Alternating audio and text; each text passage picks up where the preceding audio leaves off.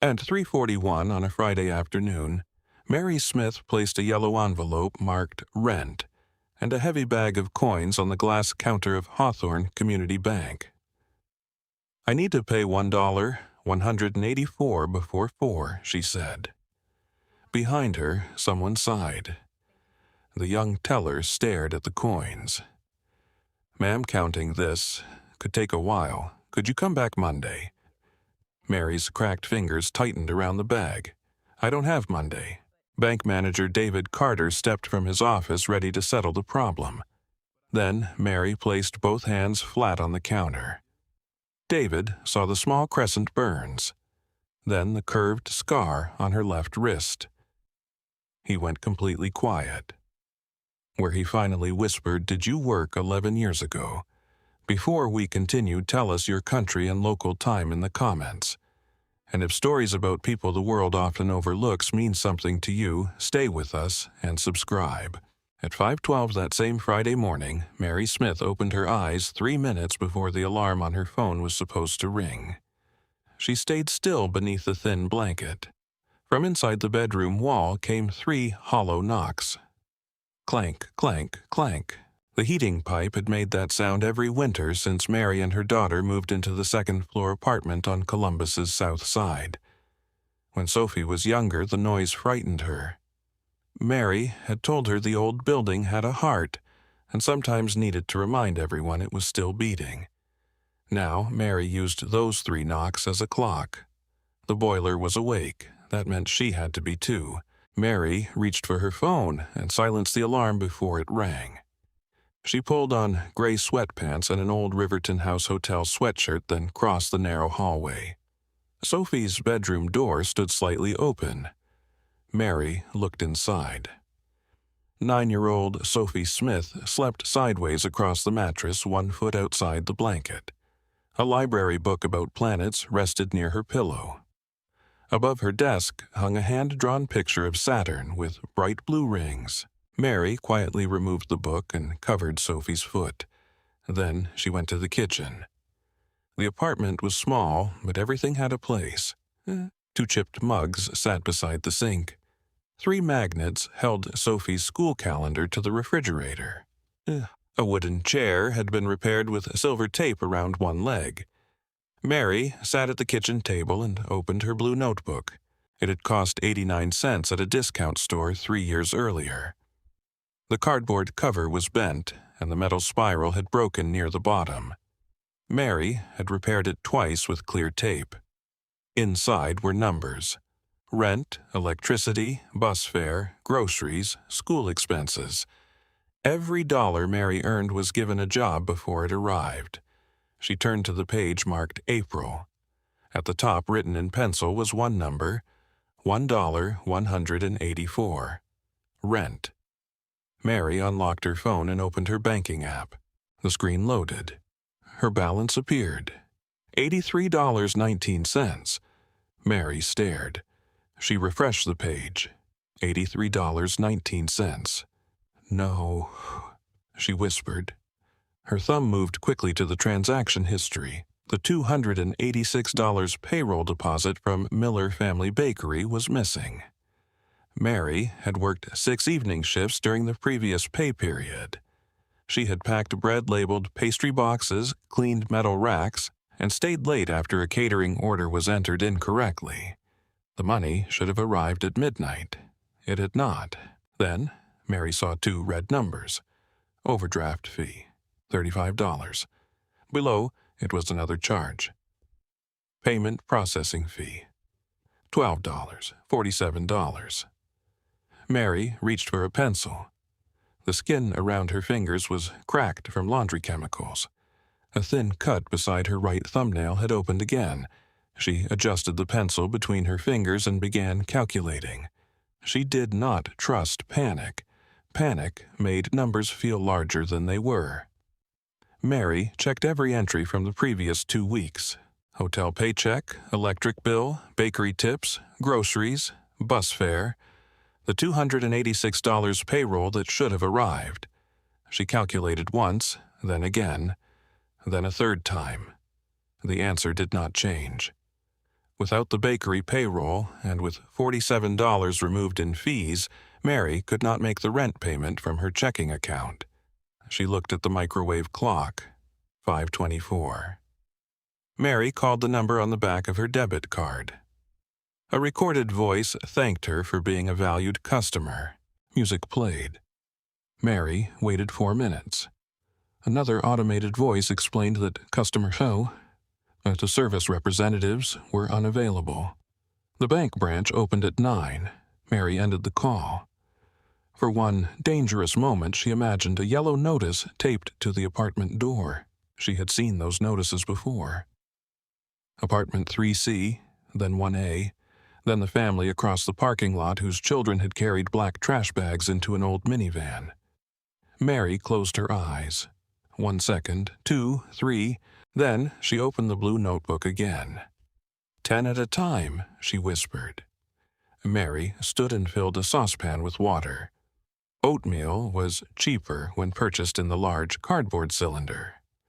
She poured 2 portions into bowls, added cinnamon, then divided 1 banana between them. At 5:43, Sophie appeared in the kitchen wearing 1 sock. "Mom, morning planet girl." Sophie rubbed her eyes. "Why are you doing math? Because numbers don't respect sleeping hours." Sophie looked at the notebook. Then she noticed several coins beside Mary's elbow. She climbed into the chair across from her. Mary placed 10 quarters in a row. How much Sophie counted. $2.50. "You sure 10 quarters? 25 cents each."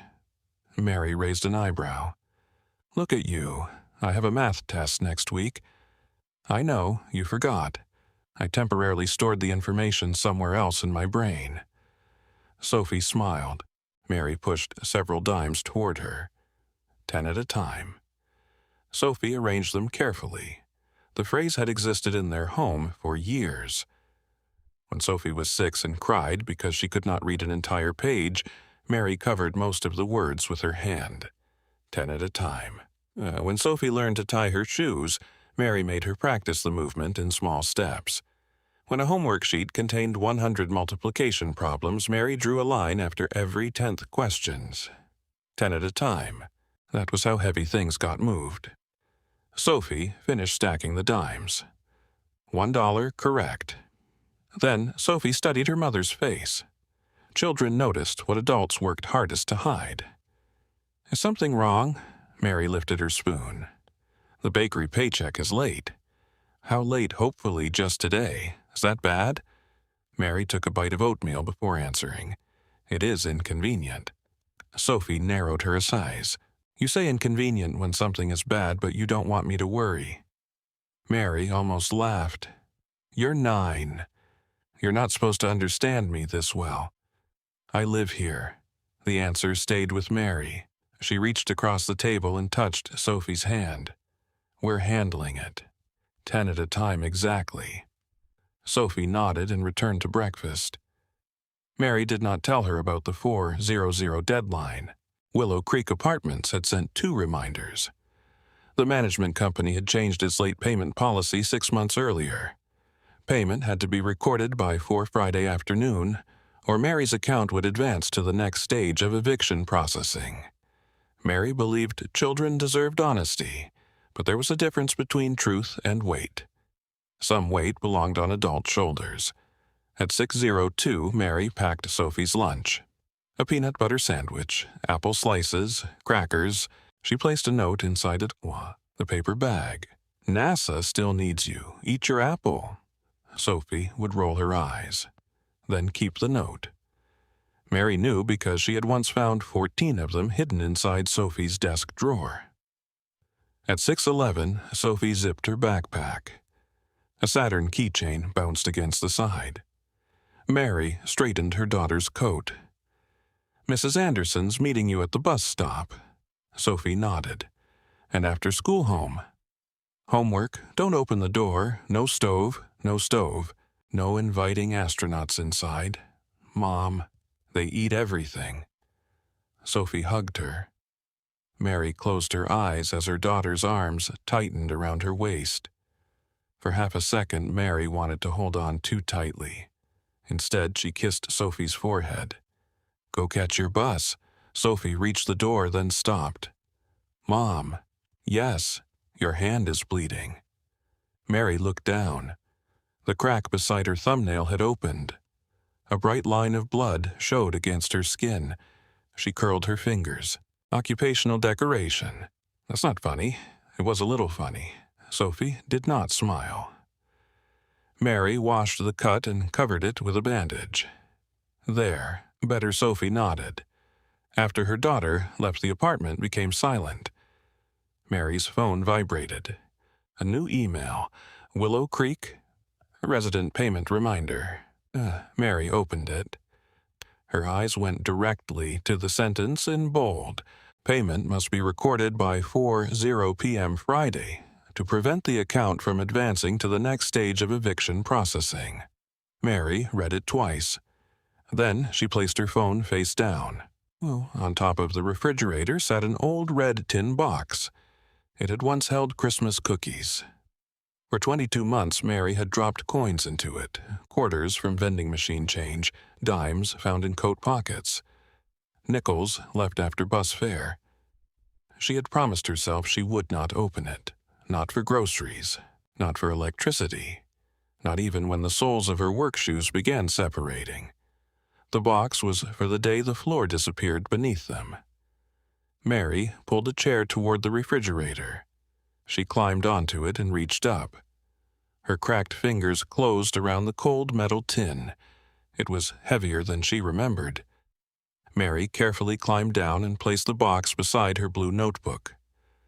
For several seconds, she simply stared at it. Then she looked at Sophie's empty chair. 10 at a time, Mary whispered. She lifted the lid. By 6:27 that morning, Mary Smith stood beneath the concrete awning behind Riverton House Hotel, waiting for the employee entrance to unlock. Downtown Columbus was still gray.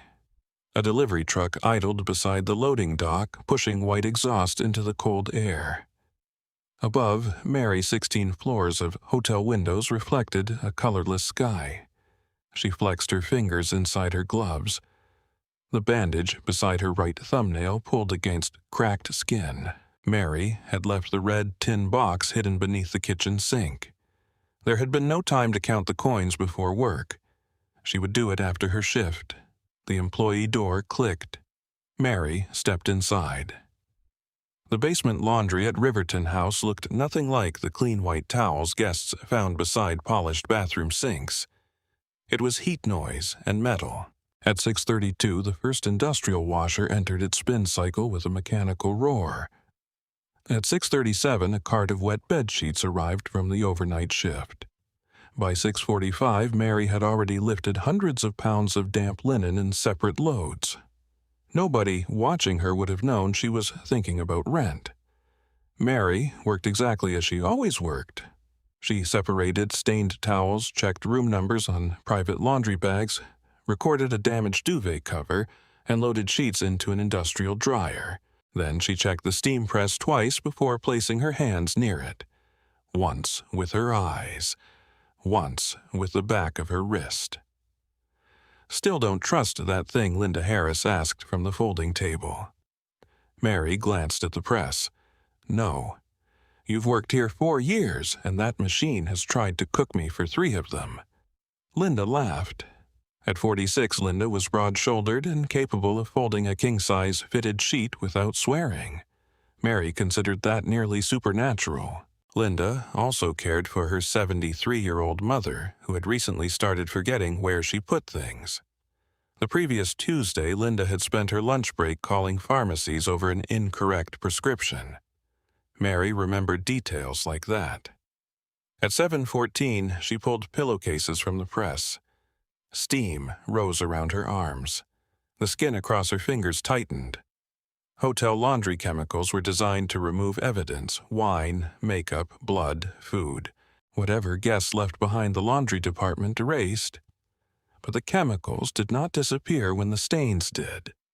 They remained around fingernails, inside cuts across knuckles.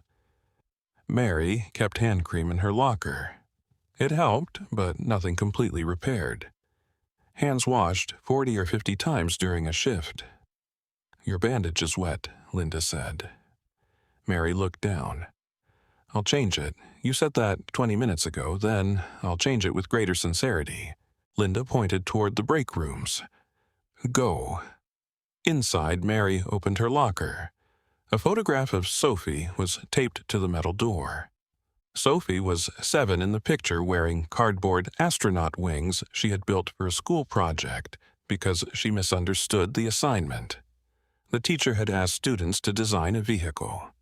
Sophie had designed herself. Mary kept the picture because misunderstanding instructions occasionally produced better ideas. She replaced the wet bandage. Then she checked her phone. No payroll deposit, 7/22. Mary opened the banking app. $83.19. She refreshed it. Still, $83.19. You're going to burn a hole through that screen. Linda stood in the doorway. Mary locked her phone. "Just checking something." "You've checked that something 6 times. 5. Mary. Mary sighed. "The bakery payroll is late." "How late?" "Late enough to be annoying." Linda waited. Mary looked toward the vending machine. "It's a tight Friday." Linda's expression changed. "How tight, Linda?" How tight? Mary lowered her voice. "Rent tight." Linda immediately reached toward her uniform pocket. "No, I didn't say anything. You were reaching for your wallet. I have $200 in cash." "No, you can pay me back." Mary shook her head. "Your mother's prescription was $93 last week. That has nothing to do with this. It has everything to do with this." Linda stared at her. Mary softened. "I love you for offering." "Then take it. I can't make my bag lighter by putting rocks in yours." For a moment, only the vending machine hummed. "You always have a sentence ready," Linda muttered. "Sometimes I'm very quiet." "When Tuesday, 2019. Linda laughed, despite herself. Then her face became serious again. "Needing help doesn't make you irresponsible." "I know, do you?" Mary looked at her hands. "Yes." The answer came too slowly. Linda noticed, but did not argue. At 8:03, Mary returned to the steam press. At 8:41, she cleared a jammed linen chute. At 9:16, a housekeeper brought down a guest's silk blouse that had been placed in the wrong bag. Mary identified the fabric before it entered the wash, saving the hotel from replacing something worth more than her monthly rent. At 9:52, she ate half a granola bar while standing. At 10:08, she checked her phone. No deposit. The morning moved forward in loads. White towels, gray sheets, bathrobes, table linens. Mary had learned years ago never to imagine the entire shift at once. One cart, then another, one load, then another, 10 at a time. At 10:46, the steam press hissed unexpectedly. Mary pulled back. Too late. The metal edge touched her left index finger. Damn. A small crescent of red appeared. Linda hurried over. "You okay? I'm fine." "That's a burn. It's tiny. A burn doesn't become a kiss because it's small." Mary held her hand beneath cool water. Several pale crescent marks already crossed her fingers. Old burns. Small enough to ignore individually. Together they formed a history. As Mary dried her hand, her sleeve pulled back. A curved scar crossed her left wrist. Linda nodded toward it. What was that one old laundromat accident? The machine dryer door. How long ago? 11 years. Maybe. Mary pulled her sleeve down. She barely remembered the night. Snow outside. A broken dryer latch. Blood on a paper towel. A little boy wearing wet socks. There had been thousands of customers since then. At 11:03, laundry supervisor Kevin Brooks entered with a clipboard. "Listen up," the machines continued roaring. Kevin raised his voice. Anthony called out, "Stomach bug. We need coverage through 4:30. Several workers groaned. Kevin checked his clipboard. Mary. She already understood. You're first on overtime rotation, 4 extra hours, time and a half. Mary stopped moving. 4 hours of overtime would cover $47 many times over. But the money would appear next Thursday, not today. And if Mary stayed until 4:30, she would miss the rent deadline.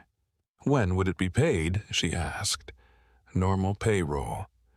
Next Thursday, yes. Mary looked at the industrial clock. 11:07. Kevin tapped his clipboard. I need an answer. Mary imagined the Willow Creek email. Payment must be recorded by 4:00 p.m. Friday.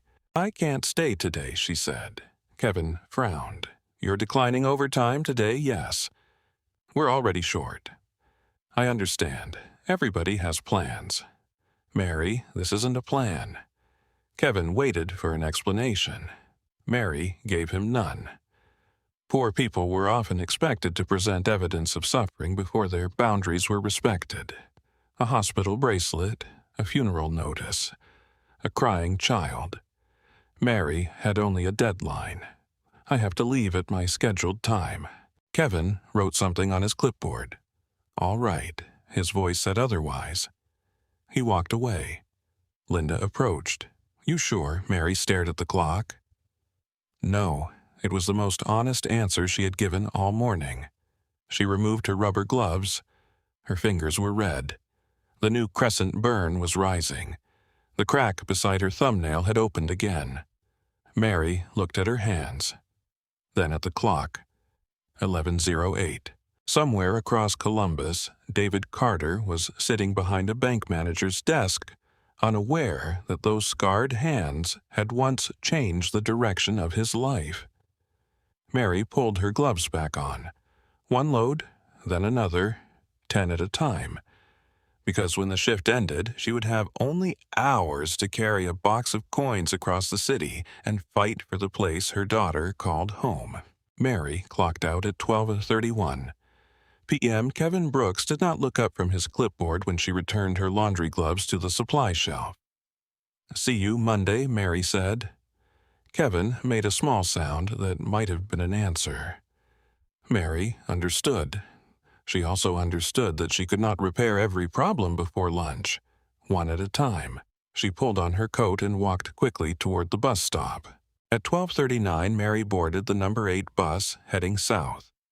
She chose a seat near the middle, placed her work bag between her shoes, and immediately called Miller Family Bakery. The phone rang 3 times. Miller Family Bakery, this is Susan. Hi, Susan. It's Mary Smith. Mary. Susan Miller's voice changed. Mary noticed. You know why I'm calling. I do. Mary looked through the bus window.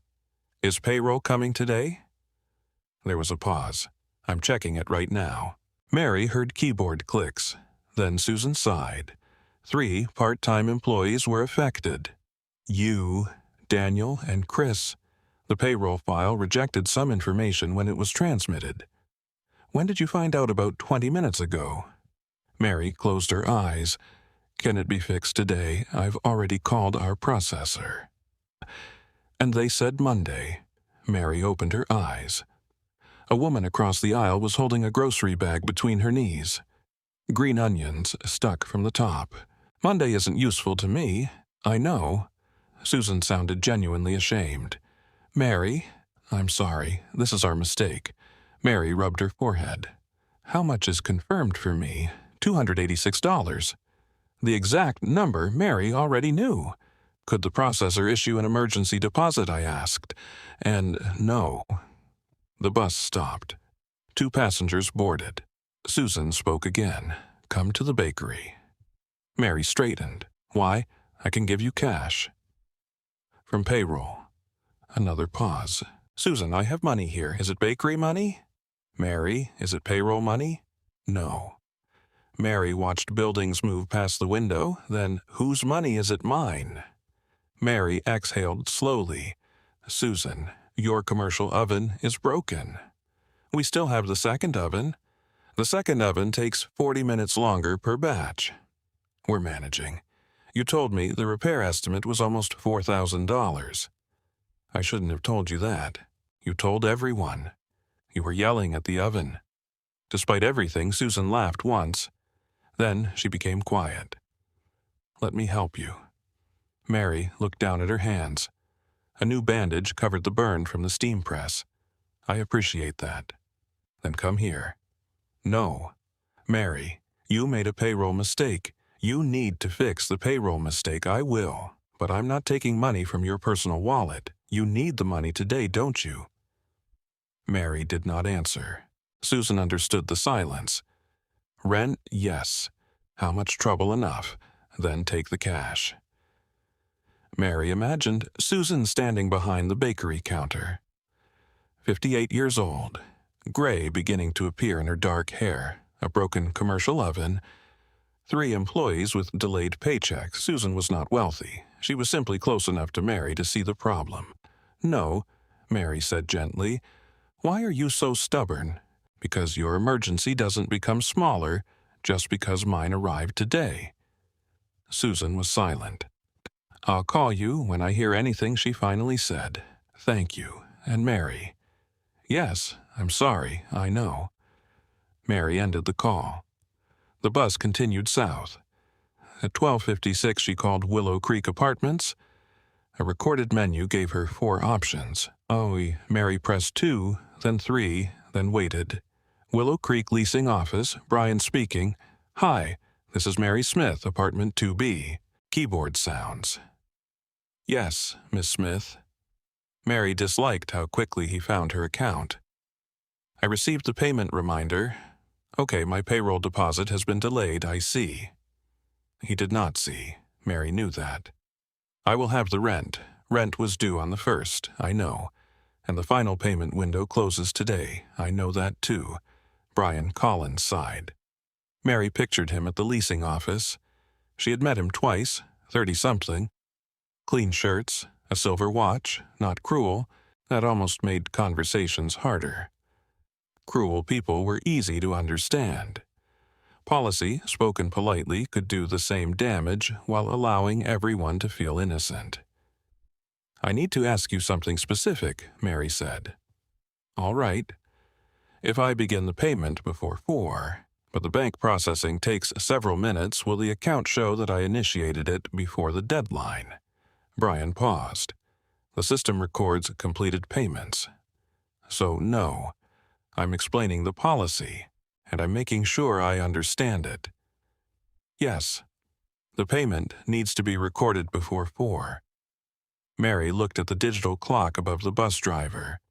101. "Could you hold the account until 4:05? I can't bend policy for individual residents. I'm not asking you to erase my rent." "I understand. I'm not asking for a discount. I understand. I'm asking for 5 minutes if the bank is processing my payment." Brian's voice became more formal. "If I do that for one resident, I would have to do it for everyone." Mary stared through the window. She had heard that sentence before at schools, at hospitals, at utility offices. Fairness was sometimes used to explain why nobody could receive flexibility. "All right," she said. "Is there anything else?" "Yes." Brian waited. "Please put a note on my account that I called before the deadline." "Miss Smith." "Can you do that?" Another pause. "Yes. Please write that my payroll was delayed and I called at 12:56. I can add a note. Thank you." Mary ended the call. She sat still until her stop. At 1:18, she reached Willow Creek Apartments. The apartment was silent when she entered. Sophie should still have been at school. Mary removed her coat and went directly to the kitchen. She opened the cabinet beneath the sink. The red tin box waited behind the grocery bags. Mary carried it to the table. Then she opened her blue notebook. She began with quarters. 10 at a time, 10 quarters. $2.50, another 10. $5. Dimes, nickels, pennies. Mary made rows across the table. The coins had collected dust lint in years. Some were bright, some were dark. One quarter was so worn that George Washington's face seemed tired. Mary counted, then counted again. She added cash tips from an envelope in the kitchen drawer. $20. 2 5s, 7 1s. She wrote each number in the notebook. At 1:47, the front door opened. Mary froze. "Mom." Sophie stepped inside. Mary stood so quickly her chair scraped the floor. "What are you doing home?" Sophie blinked. "Teacher work day? No. That's next Friday. It is Friday." Mary looked toward the refrigerator. The school calendar was held beneath a magnet shaped like a strawberry. Half day. Mary had circled it. She had still forgotten. Sophie's eyes moved past her. To the table, hundreds of coins covered the surface. The yellow rent envelope rested beside Mary's notebook. Sophie slowly removed her backpack. "What's all that, just organizing?" Sophie did not move. Mary recognized the expression. It was the same one Sophie used that morning. You say inconvenient when something is bad. Sophie walked closer. She read the word on the envelope. Rent? Then she looked at Mary. "Is the paycheck still late?" "Yes." "Is that why you're counting everything?" Mary placed both hands on the table. "Sophie, are we losing our home?" The question entered the kitchen quietly. Mary wished Sophie had shouted it. A loud question could be answered with comfort. A quiet question had already been considered. Mary pulled out a chair. "Come sit down." Sophie remained standing. "Are we? No one is taking our home today. That's not what I asked." Mary closed her eyes briefly. 9 years old. Too observant. Too familiar with the spaces between adult words. Mary opened her eyes. "We have a rent deadline today. How much?" That's an adult number. "Mom," Mary looked at her daughter. $1,184. Sophie's eyes widened. "Do we have it? I'm working on that." "That means no. It means I'm working on it." Sophie looked at the coins. Mary reached for her hand. "This is not your problem to solve. But I live here." The same words from breakfast. This time, they hurt differently. "You do," Mary said. "And my job is to make sure you have a place to live. What if you can't?" Mary swallowed. "Then I find the next step, and if that doesn't work, the step after that." Sophie stared at the table. 10 at a time, Mary smiled sadly. 10 at a time. Sophie pulled her hand away. Then she ran toward her bedroom. Sophie. No answer. Mary heard a drawer open. Something fell, then footsteps returned. Sophie entered the kitchen carrying a glass jar with a blue paper label taped around it. The letters were written in green marker. Science Camp. Mary stopped breathing for a second. Sophie placed the jar in the middle of the table. Coins and folded dollar bills filled nearly half of it. "Take mine," Sophie said. Mary looked at the jar, then at her daughter. "No." Sophie pushed it closer. "Mom." "No. But you said heavy things moved 10 at a time." Mary stared at the small hand still resting against the glass. For the first time that day, the numbers in her blue notebook became difficult to see. Mary stared at the glass jar between them. A science camp. The green marker had faded slightly where Sophie's fingers had touched the label over and over. Inside were birthday dollars from Grandma Denise. Coins Sophie earned for sorting laundry at home. $3 Mrs. Anderson had paid her to water plants during a weekend trip. A folded $5 bill Sophie found near the school playground and turned into the office only to receive it back 30 days later when nobody claimed it. Mary knew the history of almost every dollar. "No," she said again. Sophie kept her hand on the jar. "You didn't count it. I don't need to. What if it's enough?" "It isn't about enough."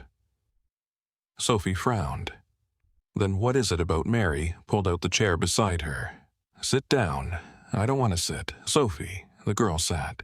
Mary lowered herself into the opposite chair. "Science camp is yours. The apartment is ours." "Yes. So use it." "No." "Why?" "Because children don't pay adult bills." Sophie looked at the yellow envelope. Does rent know I'm a child? Mary's mouth opened. Nothing came out. Sophie continued. Does the apartment company know this isn't about what they know? Then I don't understand. Mary rubbed her forehead. She wanted to give Sophie a simple answer. Children should keep birthday money. Mothers should pay rent. The world should separate those responsibilities cleanly. But the table between them was covered in coins because the world had already failed to keep things clean. Mary reached across the table. Sophie, listen to me.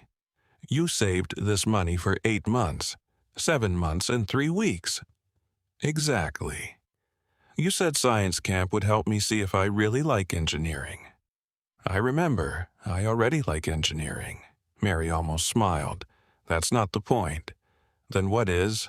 The point is, you should not have to trade your future for my emergency. Sophie became quiet. Then she asked, Did you cause the paycheck to be late? No. Did you make the bank take $47? Mary looked at her. How do you know about $47? I heard you talking to yourself this morning. Mary sighed. Of course you did. So did you know? Then why is it your emergency? The question landed harder than Mary expected. She looked at Sophie's small face. There were moments when parenting felt like teaching. Other moments revealed how carefully a child had been studying you. Sophie touched the jar. You always say we help when we can. We do, I can. You're 9. I know my age. Mary leaned back. Sophie pushed the jar forward 1 inch. 10 at a time. Mary looked at the rows of coins on the table. For years, she had used those words to teach Sophie that large problems became manageable when divided into smaller pieces. Now, Sophie was offering one of those pieces back. Mary realized refusing everything might protect Sophie's money, but it might also teach her that kindness only mattered when adults approved of the person giving it. Mary pulled the blue notebook closer. All right. Sophie's eyes widened. All of it. No. Mom, I'm still the parent. Mary checked her calculations. She counted the cash from her tip envelope again, then the quarters, then the dimes. She subtracted. $18.40. Sophie blinked. That's it. That's what I will borrow. You can take more. I know. There's almost $60. I know exactly how much is in there. Sophie looked suspicious. You counted it. I'm your mother. I know things. You didn't know about teacher workday. Mary pointed at her. This negotiation is becoming disrespectful. Sophie smiled. Mary reached for a sheet of notebook paper. She tore off a small rectangle. What are you doing? Writing a receipt. For me, yes. Why? Because this is a loan. Sophie watched as Mary wrote carefully. April 12th. I, Mary Smith, borrowed $18.40 from Sophie Smith, to be repaid in full. Mary signed beneath the sentence. Then she pushed the paper across the table. Sign. Sophie stared. Really. Sophie found a purple pencil in her backpack. She signed her name in large, uneven letters. Sophie Smith. Mary examined it. Very official. Do I get interest? Mary looked at her. Who taught you that word, Mrs. Reynolds? I need to speak with Mrs. Reynolds. Sophie laughed. Mary opened the science camp jar. Together they counted $18.40. Sophie folded the receipt and placed it inside the jar. Then Mary returned the jar to her daughter. Bedroom. Sophie hugged it against her chest. You're going to pay me back every cent. I know. The certainty in Sophie's voice hurt more than doubt would have. Sophie carried the jar to her room. Mary returned to the table. They still needed more. The red tin box contained less than Mary had estimated. Years of coins felt heavy in metal and disappointingly small in numbers. Mary opened the kitchen drawer. Behind the silverware tray was a white envelope marked Tips. She removed everything. 2 20s, 3 5s, 9 $1 bills. Mary wrote the total. Sophie returned. Still short. Yes? How much? Mary hesitated. $31.60. Sophie immediately looked toward her bedroom. No, I didn't say anything. Your face did. My face was thinking. Tell your face the answer is no. Sophie sat beside her. Where else do we have money?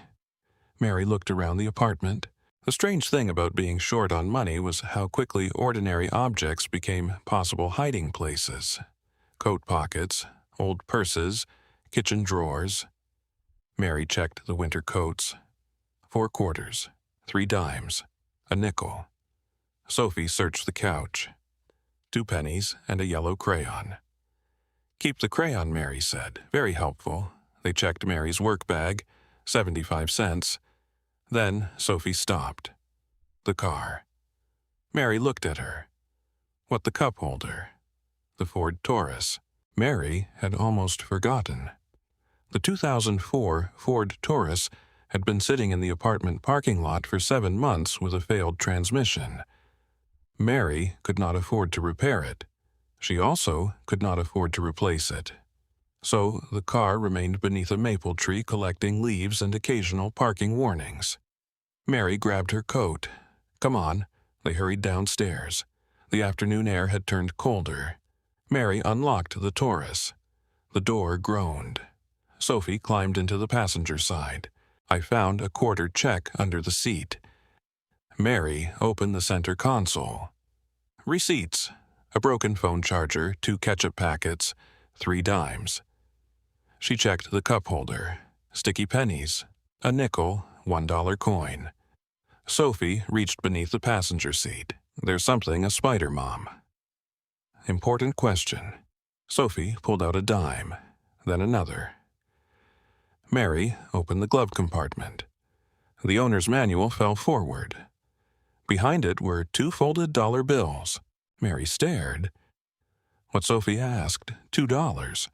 Why are they there, I don't know. You always know things. Apparently not car money.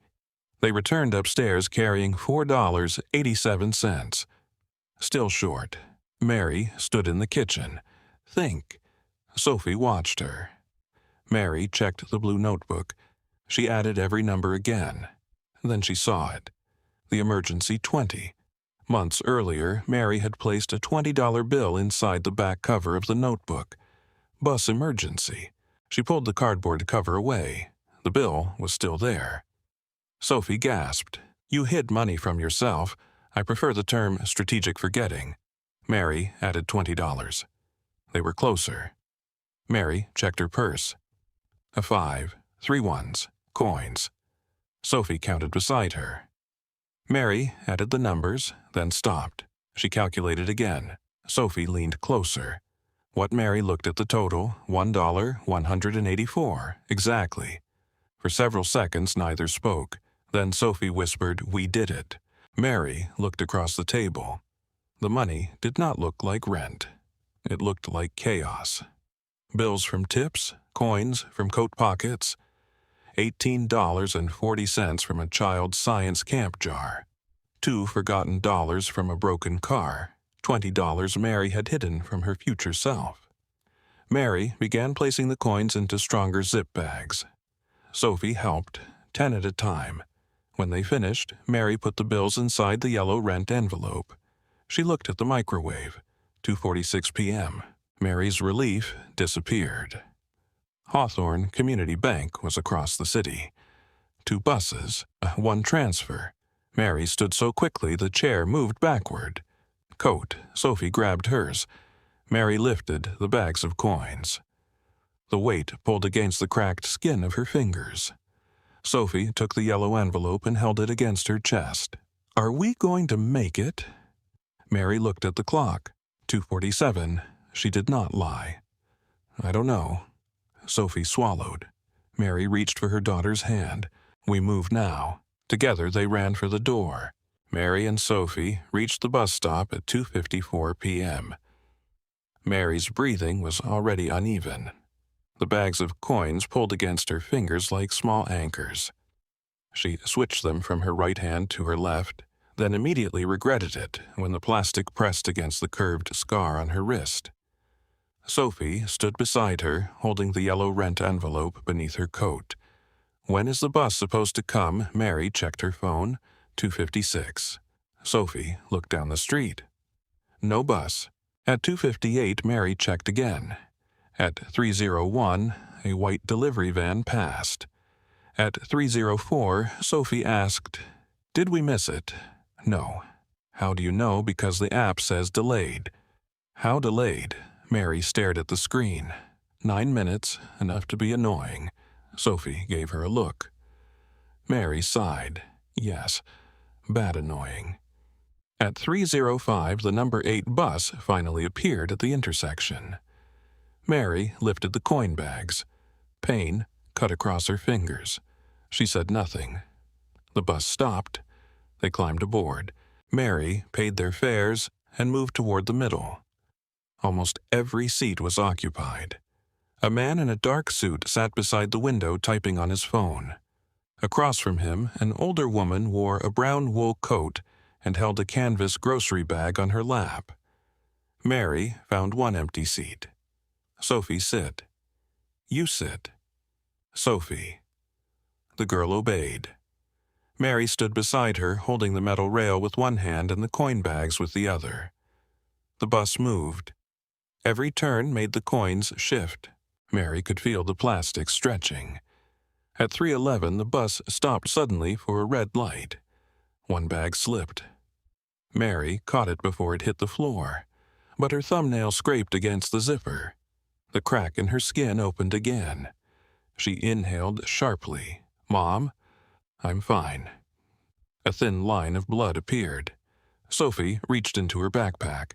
"I have a bandage, no time." "You don't need time for a bandage." Mary looked at her daughter. "Who raised you? You?" "That explains the attitude." Sophie pulled out a bandage anyway. Mary allowed her to wrap it around her thumb. The bus turned onto Parsons Avenue. Mary checked the time. 3:16. Their transfer was 4 stops away. Then she heard a sound. Plastic tearing. Mary looked down. The bottom corner of one zip bag had split. No. Quarters fell first, then dimes.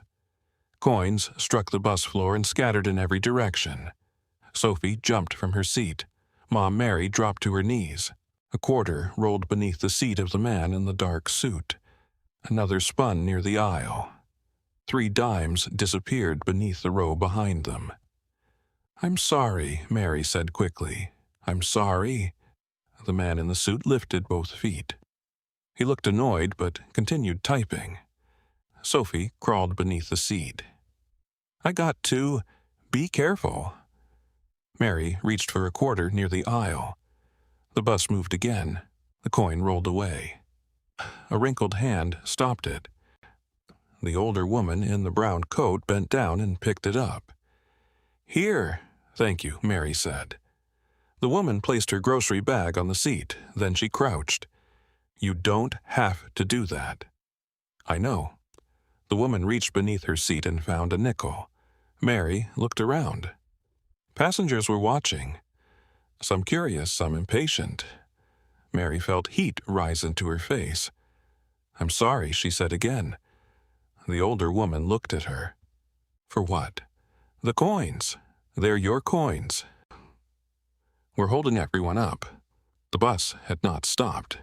Nobody was being held up. Mary realized that only after the woman said, "Money rolls? People don't have to." Mary went quiet. The woman handed a dime to Sophie. Sophie stared at her. "What does that mean?" "It means money gets away from us sometimes." The woman smiled. "Doesn't mean people should." She reached beneath another seat. The man in the suit shifted his shoe when a quarter touched it. The older woman picked up the coin. "Thank you," Mary said again. "What's your name, Mary?" "Helen Turner." "This is Sophie." Helen nodded. "Hello, Sophie. Hi." Together, the 3 of them collected the coins. Mary counted quickly. She could not be certain they had found everything. Her heart beat harder. The money had totaled exactly $1.184. Exactly. There was no extra quarter, no spare dime. Sophie found the last visible nickel near the rear wheel housing. I think that's all. Mary looked at the torn bag. Helen opened her purse. She removed a black hair tie. Use this. Mary twisted the plastic above the tear and secured it tightly. I'm going to return this somehow. Helen laughed. It's a hair tie. I know. Then don't build a repayment plan. Mary smiled despite herself.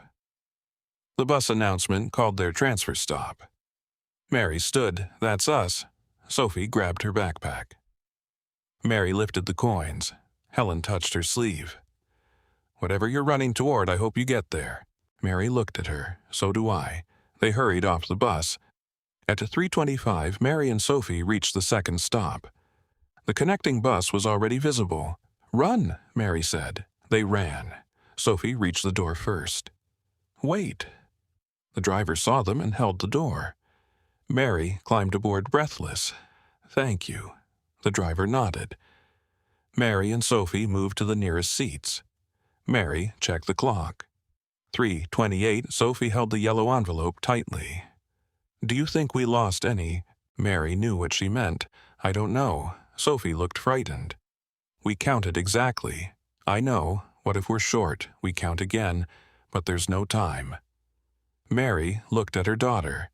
Then we find the next step. Sophie nodded slowly. 10 at a time. 10 at a time. The second bus moved through downtown traffic. At 3:34, it stopped behind a delivery truck.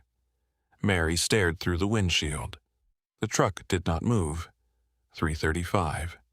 A car horn sounded. 3:36. Mary stood. How far is the bank? The driver looked toward her. About 2 blocks after the next stop. Mary checked the map. She made the decision. Come on. They exited at 3:37. A light rain had started. Mary carried the coins. Sophie opened her coat and pushed the yellow envelope inside. What are you doing keeping the rent dry? Then she ran. Mary followed. Her work shoes struck the wet sidewalk. The bags pulled against her hands. Her burned finger throbbed. At the corner of South High Street, Mary nearly slipped. Sophie grabbed her arm. Mom, keep moving. They crossed when the light changed. The Hawthorne Community Bank sign appeared ahead. Mary looked at her phone. 3:40. They reached the doors at 3:41. Inside, the bank was warm and painfully quiet. Mary walked directly to the counter. A young teller looked up. Her name tag read Emily Parker. Mary placed the yellow envelope and heavy bags of coins on the glass. I need to pay $1,184 before 4. Emily looked at the coins, then at the clock. A customer behind Mary sighed. Ma'am, Emily said carefully, counting this could take a while. Could you come back Monday? Mary's cracked fingers tightened. I don't have Monday. A man stepped from a glass office. David Carter had heard the conversation. He approached the counter, already preparing the calm voice he used when lines became too long and customers became impatient. Then Mary placed both hands flat on the glass. David stopped. He saw the crescent burns, the cracked fingers, then the curved scar on her left wrist. For one impossible second, the bank disappeared. David saw snow against a laundromat window, a broken dryer, a little boy in wet socks, and blood soaking through a paper towel wrapped around a young woman's wrist. David went completely quiet. Mary looked at him. Sir. His eyes remained on her scar. When he finally spoke, his voice was barely above a whisper. Where did you work 11 years ago? Mary stared at David Carter. The question made no sense. Around them, Hawthorne Community Bank continued moving through the final minutes of a Friday afternoon. A printer hummed behind the teller counter. Someone near the entrance zipped a coat. The customer behind Mary shifted his weight and looked at the clock again. 3:42. Mary tightened her fingers against the glass. "I'm sorry." David looked at the curved scar on her left wrist once more. "Where did you work 11 years ago?" Emily Parker glanced at her manager. Mr. Carter Mary looked at the clock. "Sir, I need to make a rent payment."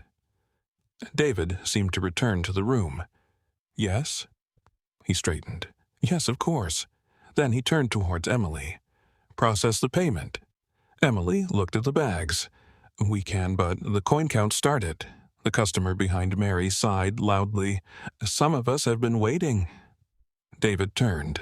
"I understand, sir. Emily will process this transaction. Daniel can assist you at the next station." The man looked at Mary, then at the coins. "This is a bank, not a grocery store coin machine." Mary's shoulders stiffened.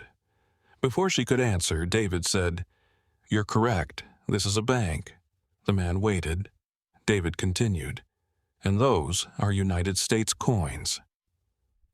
Silence. Daniel opened the next teller station. The man walked away. Mary looked at David. "I don't need special treatment. I'm not giving you special treatment. You stopped the line. I opened another station.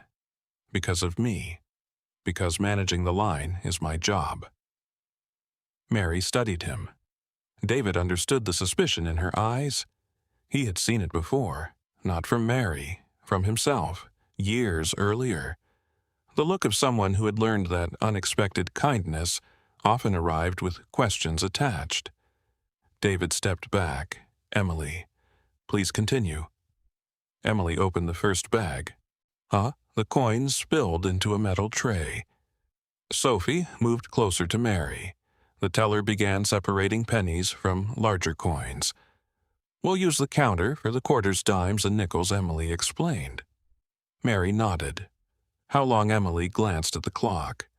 "I'll move as quickly as I can. Please don't move so quickly that the number is wrong." Emily looked up. Mary softened her voice. "I counted 3 times, I understand." David remained beside the counter. Mary noticed. "You're still here?" "Yes." "Why?" David hesitated. Because 11 years earlier he had watched blood soak through a paper towel around that wrist. Because his son had worn red gloves home through a snowstorm. Because for more than a decade David had occasionally wondered what happened to the woman working behind the counter at Brightwash Laundromat. Instead, he asked, "Did you ever work on Cleveland Avenue?" Mary blinked. "Yes." At a laundromat, Mary's expression changed. Brightwash. David felt something tighten in his chest. When? A long time ago. 11 years, maybe. Emily poured quarters into the counting machine. Metal rattled loudly. Sophie watched the digital number rise. $4.25, $9.75, $16.50. Mary kept her eyes on David. "I worked there before Sophie was born, night shift sometimes." "Winter." Mary gave a short laugh without humor. "This is Ohio. Winter happens every year." David nodded. "Right." Mary looked at him more carefully. "Do I know you?" David did not answer immediately. He saw himself at 35, not the man wearing a charcoal suit and a bank identification badge. A different man. A man with $43 in checking, 2 months behind on electricity, a dead wife's coat still hanging beside the front door because removing it felt like betrayal. 11 years earlier, David had worked for a mortgage servicing company outside Columbus. The company called his position account resolution specialist. His job had been to speak with homeowners who had missed payments. David had once believed financial problems could be explained through categories. Income, debt, spending, risk. Then the company eliminated his department. One Thursday morning, David entered a conference room with 28 other employees. A human resources representative read from a printed statement. By noon, David no longer had a job. He told nobody. Not his sister, not his neighbors, and especially not his 6-year-old son, Noah. Noah had already lost his mother. Rachel Carter had died in a car accident 13 months earlier. David could not make his son lose the idea that his father knew what he was doing. So every morning, David put on a shirt and tie. He drove Noah to school. Then he sat inside the public libraries filling out applications. At 5:30 he returned home. "How was work?" Noah would ask. "Busy." And so the lie became part of their routine. Savings disappeared. Then the emergency fund. Then David began deciding which bills could wait. One January night the temperature dropped below 15 degrees. A pipe burst in the apartment above them. Water entered David's bedroom first, then Noah's. By the time the maintenance worker shut off the line, blankets, clothes, and most of Noah's school uniforms were soaked. The apartment laundry room had 2 machines. Both were broken. David loaded wet clothes into black trash bags and drove through heavy snow. Noah sat beside him, wearing pajama pants and a winter coat. Bright Wash Laundromat was the only place still open. David remembered the blue sign. He remembered fluorescent lights. He remembered Noah sitting on a plastic chair in wet socks because his shoes had gotten soaked, carrying a laundry bag. David had $2.15 in cash. His debit card had been declined at a gas station that afternoon. He used the money to wash Noah's school clothes. Then he moved everything into a dryer. The machine swallowed his final quarters. Nothing happened. David pressed start again. Nothing. He kicked the bottom of the machine, not hard, but hard enough for Noah to see. Dad David stopped. That single word had almost broken him. Then a young woman in a faded blue work shirt approached. "Machine giving you trouble?" David turned. She looked tired. Her hair was pulled back. There was detergent on one sleeve. "I've got it," David said. The woman looked at the dark dryer window. "No, you don't." David remembered feeling angry. Not at her, at the accuracy. The woman crouched beside the dryer. She checked the coin slot, then the door latch. "It's not catching. I put money in. I believe you." 3 words. "I believe you." She did not ask him to prove it. She did not tell him he must have used the machine incorrectly. She simply believed him. Back in the bank, the coin counter continued rattling. David looked at Mary's wrist. "You cut your hand," he said. Mary instinctively touched the scar. At Brightwash, Mary frowned. "I cut myself plenty of times. On a dryer latch." Something shifted in her eyes. Not recognition, a distant memory, maybe. There was a snowstorm. Mary looked at him. David's voice became quieter. "I had a little boy with me." Sophie looked from David to her mother. Mary searched his face. "I'm sorry." David waited. Mary shook her head. "I don't remember." He had imagined this moment differently. In the few times he had allowed himself to imagine it, the woman remembered. Maybe she smiled. Maybe she said his name. Instead, Mary looked uncomfortable. David realized he had placed a memory on her shoulders that belonged to him. "That's okay," he said. Mary glanced at the clock. 3:47. Emily poured another bag of coins into the tray. David should have walked away. He knew that. But 11 years of gratitude had suddenly found a person. "You helped my son," he said. Mary looked at him. David swallowed. "His name is Noah." Mary remained silent. "You fixed the dryer. I probably reported it. You gave him gloves." Mary's eyes narrowed slightly. Gloves, red ones. For a moment, Mary looked somewhere beyond him. Snow, a child, wet socks, then the image disappeared. She shook her head. "I'm sorry, I don't remember you." David nodded. But as the coin machine rattled between them, he understood something that hurt more than he expected. The worst night of his life had been an ordinary shift in hers. And whatever Mary had done that night, she had carried no memory of it forward. David had carried it for 11 years. The coin machine continued rattling behind Emily Parker. David Carter stood on the customer side of the counter, now several feet from Mary. He had moved there without realizing it. Maybe because the memory no longer felt like a bank matter. Mary glanced at the clock. 3:48. "You said I helped your son," she said. David nodded. "You did." How David looked toward Sophie. The girl stood close to her mother, still holding the yellow rent envelope beneath one arm. "It's a long story." Mary looked at the clock again. "You have about 11 minutes. David almost smiled. "Then I'll tell it quickly." But the memory did not return quickly. It came in pieces. Snow against the windows of Bright Wash Laundromat. Noah's wet socks. A dryer that had swallowed David's last quarters. And a young woman in a faded blue uniform crouching beside the machine. The latch wasn't catching, David said. "You figured that out." Mary touched the scar on her wrist. "I used to fix small things there. You shouldn't have been fixing machines." The owner thought job descriptions were suggestions. David nodded. "That sounds familiar." 11 years earlier, David had stood beside dryer 14 while Mary pulled on the metal door. "It won't lock," she had said. "I already put my money in, I know."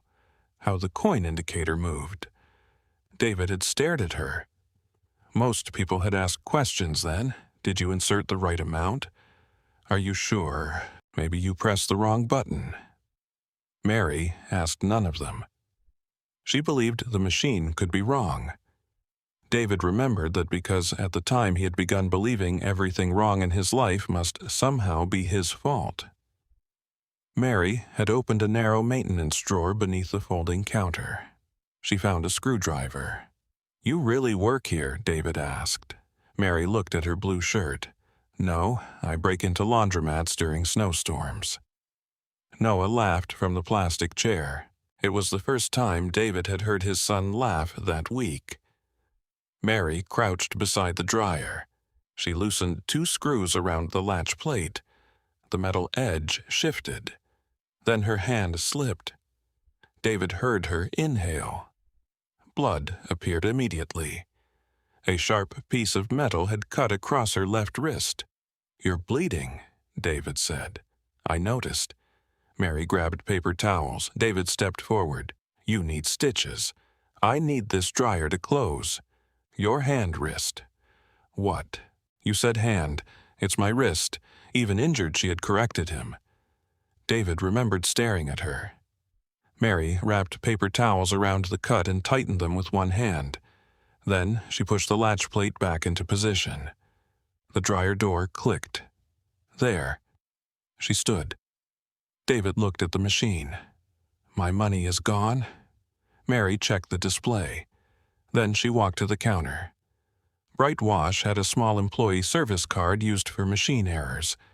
Every use had to be logged. Mary wrote the dryer number on a clipboard. She wrote the amount lost.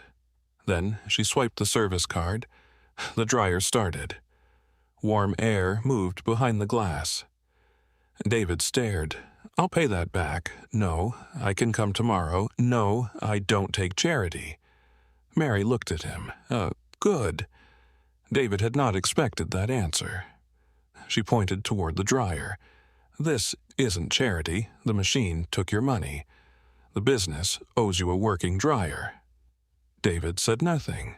Mary returned the service card to the drawer. Noah sneezed. Mary looked toward him. The boy sat with his knees pulled against his chest. His gloves were beside him. Wet. Mary walked to the lost and found shelf. She opened a plastic bin. Inside were scarves, hats, socks, and single gloves. Mary found a pair of red children's gloves. She picked up the laundromat phone. David watched her call the night manager. "Mr. Harris, it's Mary." A pause. "I have a kid here with wet gloves. There's a pair in Lost and Found that's been here more than 30 days. Another pause. "Red, small." Mary waited. Then she smiled.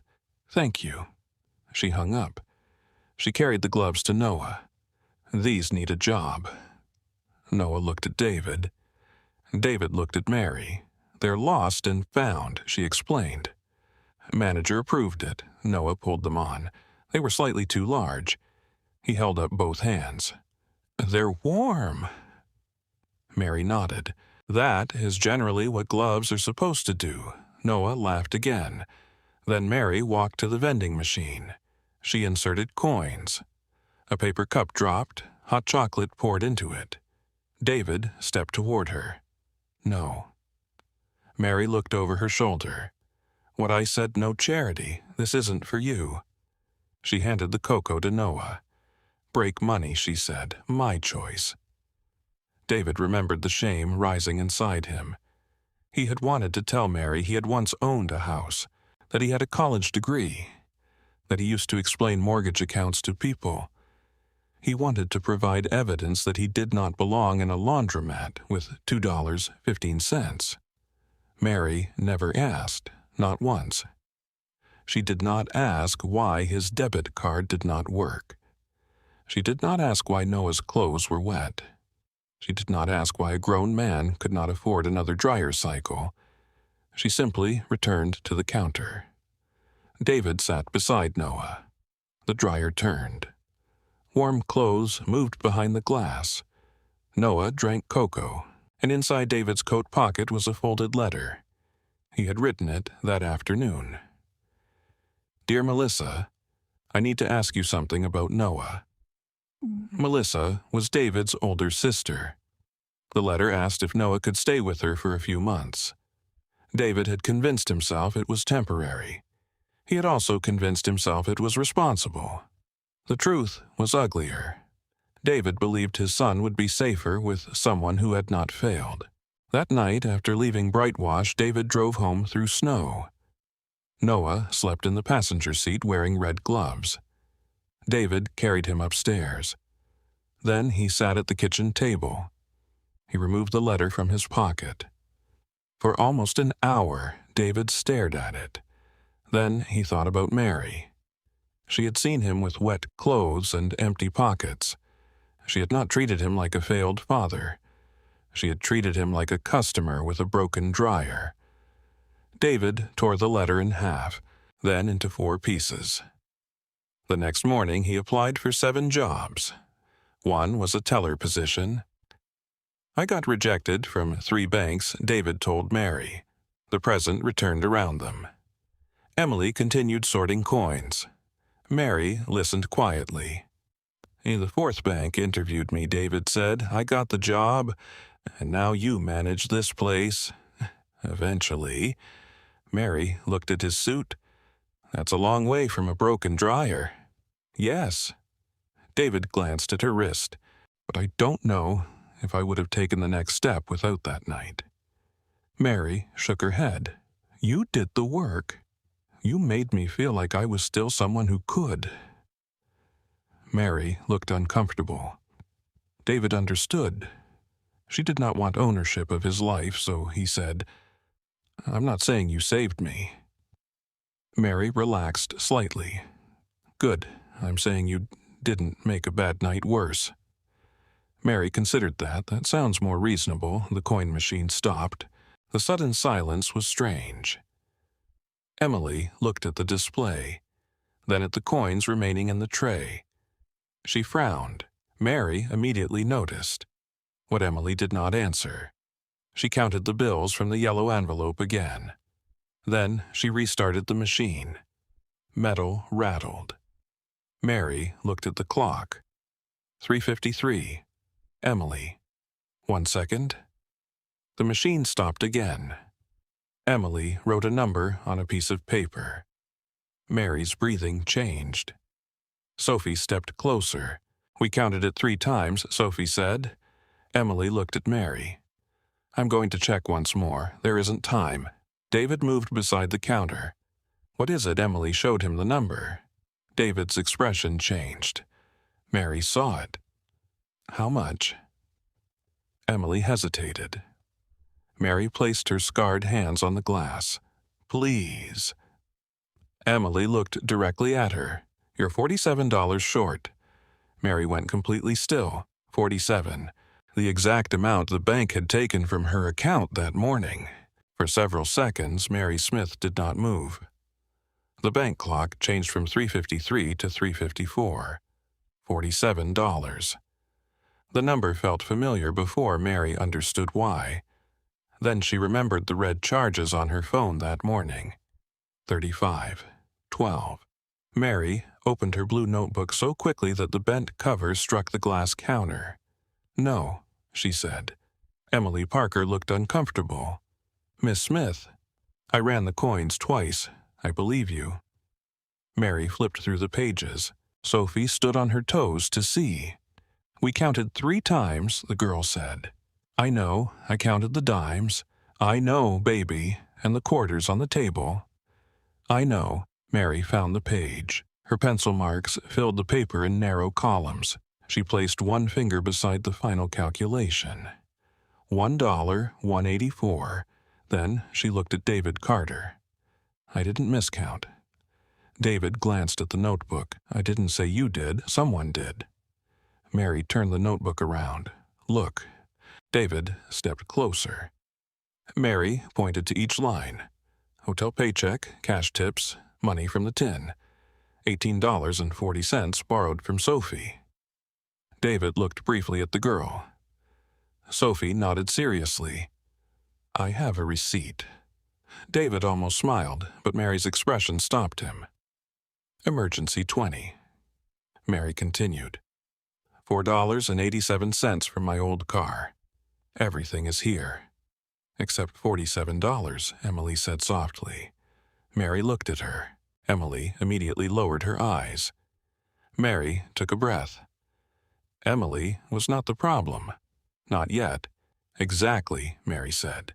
She pulled out her phone and opened the banking app. The red numbers were still there. Overdraft fee, $35. Payment processing fee, $12. Mary placed the phone beside her notebook. 35 plus 12. David looked at the screen. 47, Sophie said. Nobody answered.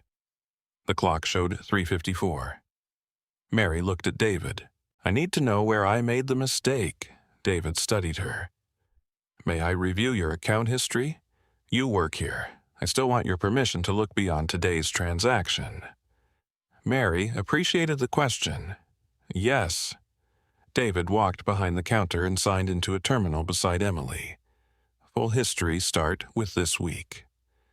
David entered Mary's account information. A list of transactions appeared. Mary could not see the screen from where she stood. She hated that. What do you see? David scrolled. Your hotel payroll deposit cleared Wednesday. Yes. Grocery purchase Tuesday. $43.18. Yes. Electric payment scheduled. David stopped. Utility auto pay, $63.27.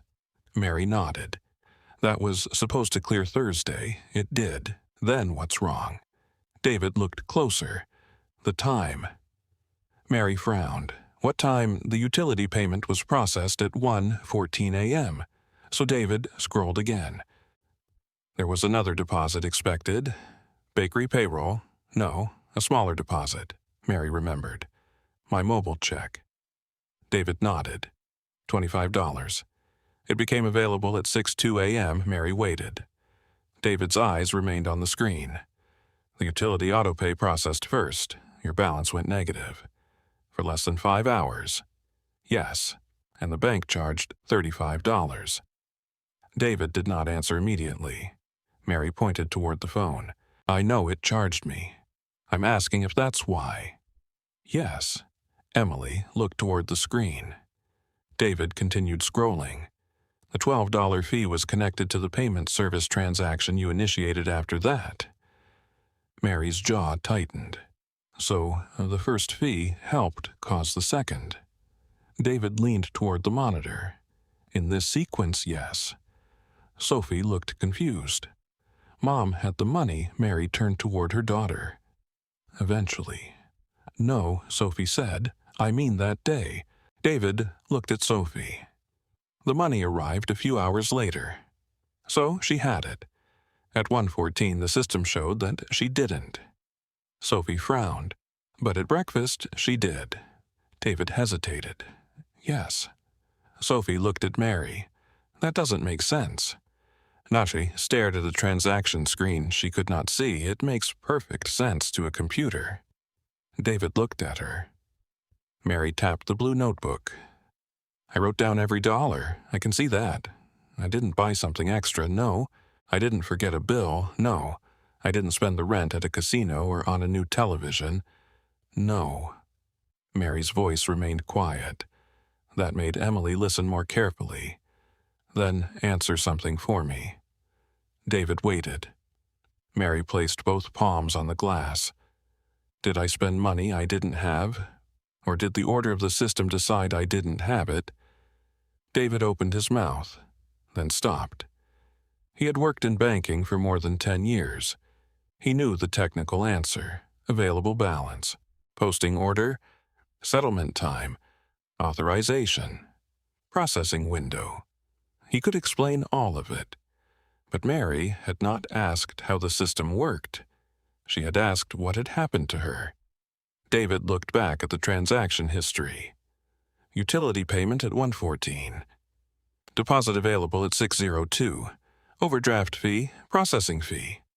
Bakery payroll delayed, rent deadline. Individually, every event could be explained. Together, they had brought a woman into his bank carrying 2 years of coins.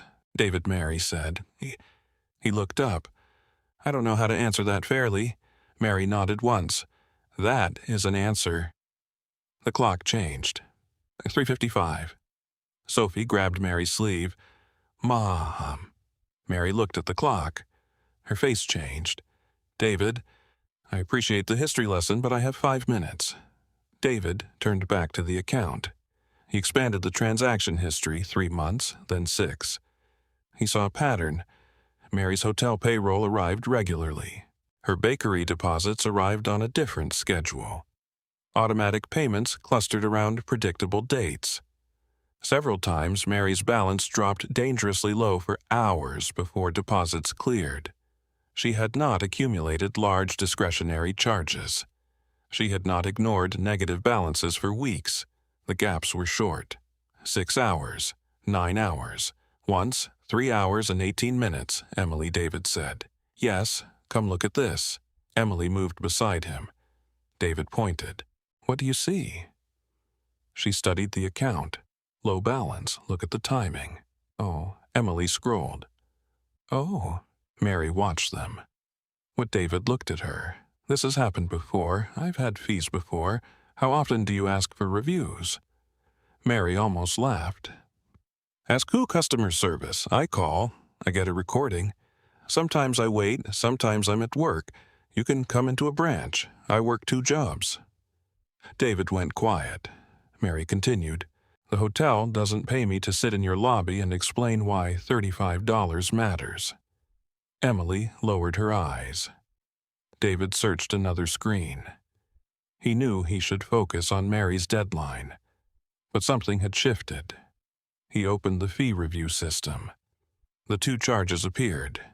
$35, $12, reason codes, transaction sequence, account history. David read the criteria twice. The first fee had resulted from a short posting gap between a scheduled autopay and a confirmed deposit. The second had followed directly. He had managerial discretion to review both. The clock showed 3:56. David Mary said, I know. He selected the first charge. Review for reversal, then the second. Emily watched. Both David looked at her. Yes. Mr. Carter, the second one is technically connected to the first sequence. Emily nodded. David entered his manager authorization. Mary watched his face. What are you doing? Reviewing the fees. I didn't ask you to give me $47. I'm not giving you $47. David clicked, confirm. I'm returning $47 that this account qualifies to have reviewed and reversed. Mary stared at him. Because you remember me. The question stopped his hand. David turned fully toward her. No. Mary waited. David looked at the scar on her wrist, then deliberately looked away from it. Because the transaction history supports the review, Mary studied him.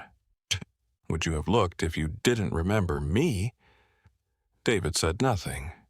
That silence answered more than either of them wanted.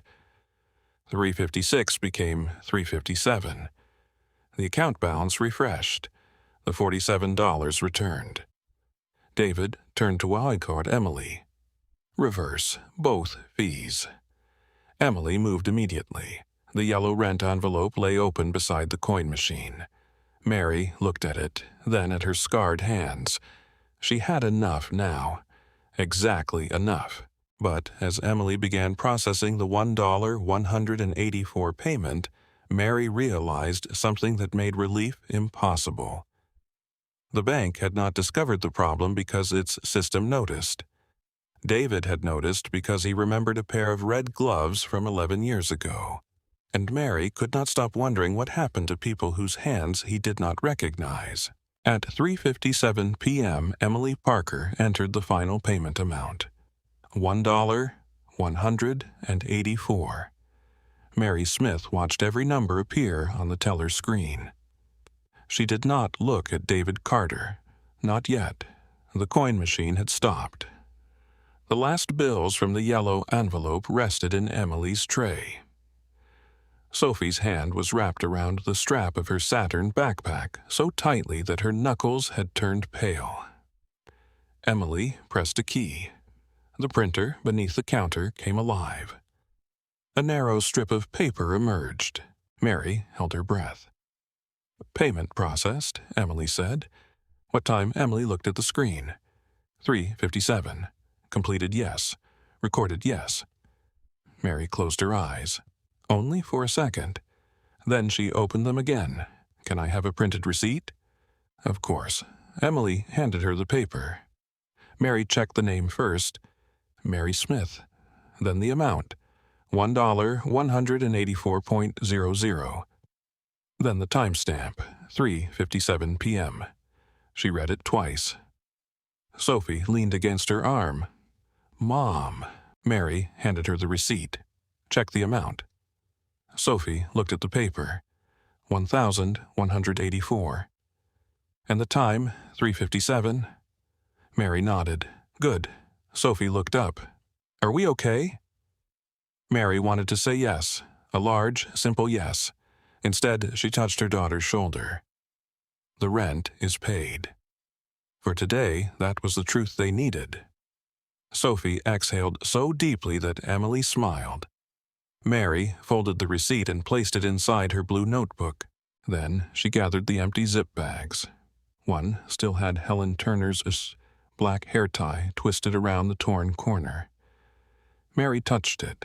Money rolls. People don't have to, thank you, she said to Emily. Emily nodded. I'm sorry about earlier. Mary looked at her. For asking me to come Monday, Emily's cheeks reddened. Yes, Mary considered the answer. You saw a lot of coins, I did, and a line. Yes, and a problem that was going to take time. Emily lowered her eyes. Yes. Mary folded the empty plastic bag. I understand. Emily looked relieved. Mary continued, but Monday wasn't the same day for me. The relief disappeared. Emily nodded slowly. I know that now. Mary gave a small smile. Good. She turned toward David. He had been waiting. Perhaps for gratitude, perhaps for closure. Mary did not know.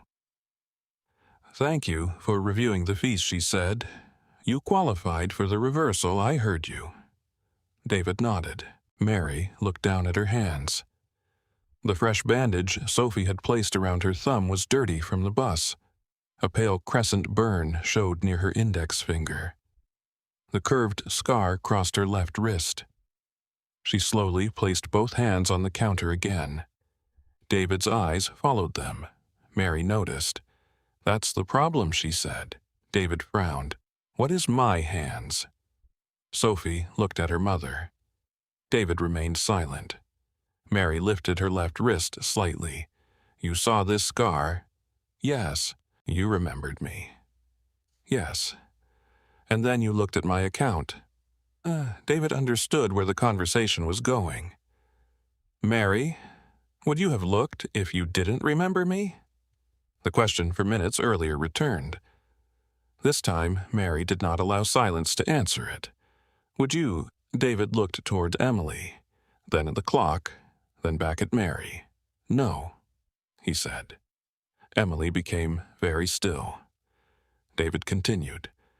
I probably would have asked Emily to finish counting the payment, and if it was $47 short, we would have told you. And then David had no answer he respected. Mary nodded. That's what I thought. I can't review every account personally. I didn't ask you to, then what are you asking? Mary looked directly at him. Does the next woman need burned hands? David said nothing. Does she need a scar you recognize? No. Does she need to have helped your son 11 years ago? No. Mary picked up the blue notebook. Because I got lucky today. David frowned. You worked for that money. I know. The fees qualified for review. I know that too. Then why call it luck? Mary held the notebook against her chest. Because you looked. The words were quiet. You looked because you remembered me. If I'd walked into another branch, I would have been $47 short. David's jaw tightened. You don't know that. No. Mary glanced at the receipt, but neither do you. Sophie reached for her mother's hand. Mary looked at David once more. I am grateful. I understand. No, I don't think you do. David waited. Gratitude doesn't mean I have to pretend this happened the right way. The sentence stayed between them. Mary turned. Come on, Sophie. They walked toward the exit. At the door, Sophie stopped. She looked back at David. My mom really does count everything. David glanced at the blue notebook. I believe you. Sophie nodded. Good. Then she followed Mary into the rain. David stood near the counter long after the glass door closed. Emily began cleaning the coin tray. Daniel counted his drawer. The bank returned to normal. That disturbed David. At 5:18, the final employee left. David locked the front doors. He walked back to his office. Mary's question followed him. Does the next woman need burned hands? David sat at his desk and opened the branch reporting system. He searched for fee reversals, then accounts with regular payroll deposits and repeated overdraft charges. The first account belonged to a warehouse worker. 3 overdraft fees in 2 months. David checked the timing. A payroll deposit had arrived 6 hours after an automatic insurance payment. He opened another account. A nursing assistant, 2 fees. 1 posting gap of 4 hours. Another account, a school cafeteria employee. Another, a hotel housekeeper. At 6:03, David removed his jacket. At 6:41, he ordered coffee from the machine in the break room. At 7:12, he had reviewed 20 accounts. The pattern was not identical, but it rhymed. Regular income, low balances near payday, automatic payments, short gaps, fees. Then smaller balances caused partly by previous fees. David opened the internal policy manual. The bank described each event separately: individual overdraft, individual processing fee, individual customer responsibility. But David was no longer looking at individuals. He was looking at repetition. At 8:06, he reached 63 accounts.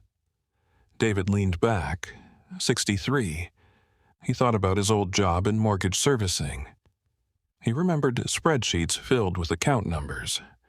Back then, he had believed numbers created distance. Tonight, every row seemed to contain a pair of hands. Hands lifting boxes. Hands washing sheets. Hands changing patients. Hands packing bread. David printed the report. The office printer worked for nearly 4 minutes.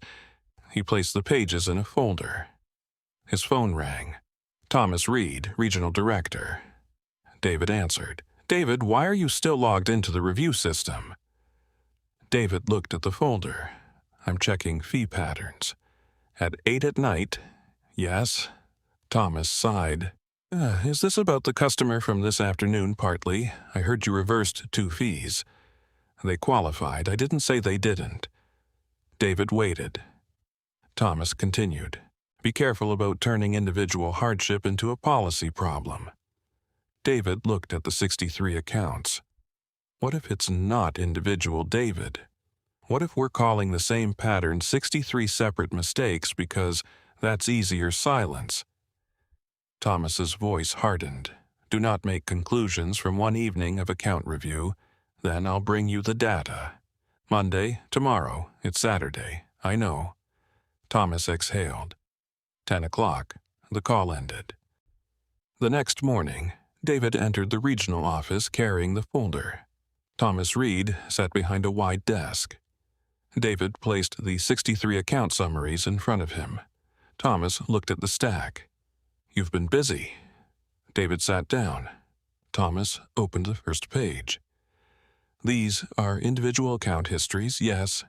Different customers, yes. Different transactions, yes. Thomas closed the folder. And what exactly are you trying to prove? David remembered Mary standing at the counter. Her rent receipt, her blue notebook, her scarred hands. He pushed the folder back toward Thomas.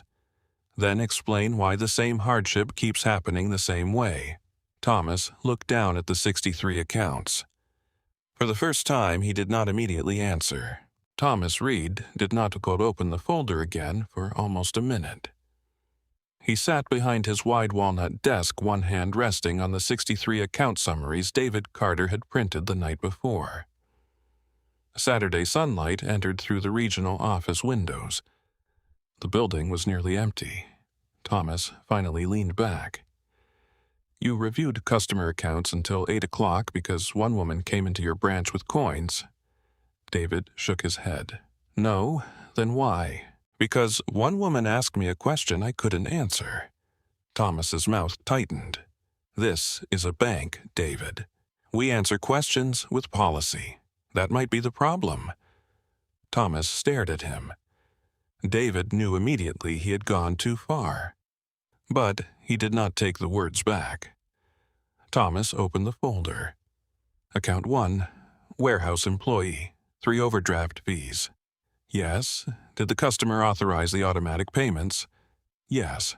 Did the account have sufficient available funds when those payments posted no? Then the fees were correctly assessed. Technically. Thomas closed the page. There is no technically. Correct or incorrect? David leaned forward.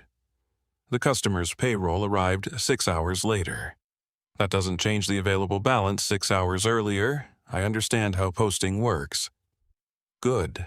Then I don't understand this conversation. David looked at the folder. Neither did I yesterday. Thomas waited. David continued. A customer named Mary Smith came into my branch to pay rent. She was $47 short. I know the exact amount of 2 fees on her account. You reversed them. They qualified for review. Then the process worked. David shook his head. No, I worked. Thomas frowned. I looked at her account because I recognized her. That sounds like a separate issue. It is the issue. David stood and walked toward the window. 11 years ago, that woman helped my son during the worst winter of my life. Thomas's expression softened slightly. David rarely discussed Noah or Rachel. She didn't remember me, David said. But I remembered her, so I looked harder. He turned. If I hadn't recognized her, she would have left $47 short. Thomas tapped the folder. You cannot personally investigate every low-balance account. I know. Then what do you want a limited review? Of what? Accounts with regular payroll deposits, repeated short-duration negative balances, and overdraft fees occurring within 12 hours of confirmed deposits. Thomas stared at him. That is extremely specific, because the pattern is specific and expensive. David did not answer. Thomas stood. There it is. What the part? Nobody likes saying aloud. He walked around the desk. You think I enjoy fees? I didn't say that. You think this bank is built around punishing hourly workers? I didn't say that either. But you are implying the system is unfair. David looked at him. I am saying we should find out. Thomas rubbed his forehead. A review creates questions. Questions create reports. Reports create policy discussions. Yes. And policy discussions create revenue concerns. David nodded, yes. Thomas studied him. You are supposed to be considered for regional operations next quarter. David knew. He had spent 3 years preparing for it. You understand that? Yes, you push this badly, people will remember. David thought of Mary's question. Does the next woman need burned hands? Then they remember. Thomas looked disappointed. That hurt more than anger. Finally, he returned to his chair. 30 days. David blinked. What? You get 30 days for a limited internal review. No public statements. No promises to customers. No language about systemic failure. David nodded. And David, yes. If the data doesn't support you, you stop.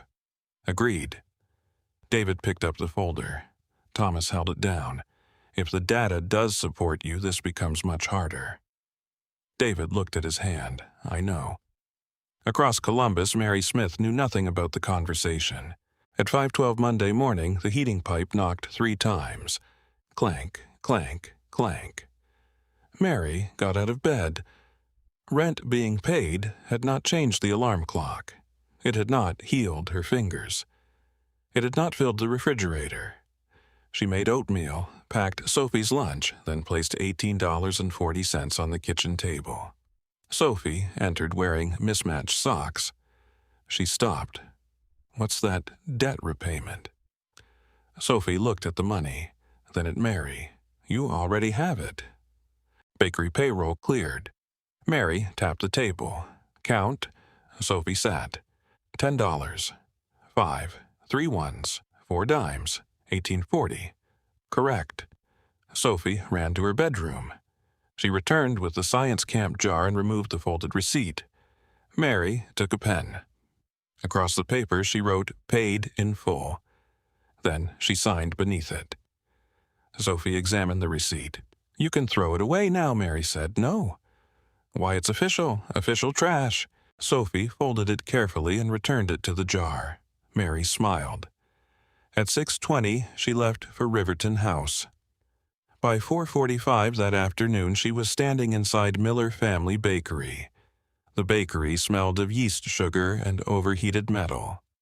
Susan Miller met her beside the packing table. Before you say anything, payroll is fixed. I saw. And I'm sorry, I know. Susan pointed toward the commercial oven. It also hates me. Mary looked at the handwritten production sheet beside the mixer. Why are there 12 bags of bread flour here? Susan blinked. What, you ordered 12? Yes. But Thursday's catering order was canceled. Susan looked at the sheet. Mary pulled the delivery schedule closer. You're ordering based on the weekly template. That's how we've always done it. Even when orders change, Susan frowned. Mary turned the page. Last week you ran short on pastry flour. Yes, but you had 6 extra bags of bread flour. Susan stared at her. Mary shrugged. I noticed numbers. For the next 20 minutes they compared orders, deliveries, and waste logs. Susan became quieter with every page. Finally, she sat down. How did you see this? Mary looked confused. It's written down. I've been looking at those sheets for 15 years. You were looking at bread, and you money. Susan laughed. Then she became serious. I need someone to learn inventory. Mary shook her head. I pack boxes. You organize everything you touch. I count because I have to. That's still a skill. Susan pulled out a chair. 3 training shifts a week, higher hourly rate. Mary stared at her.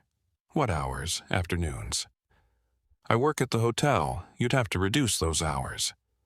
There it was, the cost hidden inside the opportunity. Mary looked at the production sheets. The hotel was exhausting, but predictable. Predictability had kept Sophie fed. I need to think. I know. That evening, Mary returned home to a voicemail. Miss Smith, this is David Carter from Hawthorne Community Bank. Your rent transaction is fine. I'm calling about something else. Mary listened. We're conducting a limited review of how transaction timing affects hourly workers. I'd like to invite you to a listening session. Mary frowned. David continued. I am not asking you to tell your personal story. I want you to explain how you actually plan bills around paydays. Mary replayed the message. Then she placed her phone beside the blue notebook. On the table were 3 things: her hotel schedule, Susan's proposed bakery training hours, and David's phone number. Mary studied them. For years, she had survived by protecting every stable piece of her life: the hotel, the shifts, the routine. But suddenly, every new door required her to loosen her grip on an old one. Sophie sat across from her doing multiplication homework. She drew a line after the 10th problem, then another after the 20th. Mary watched.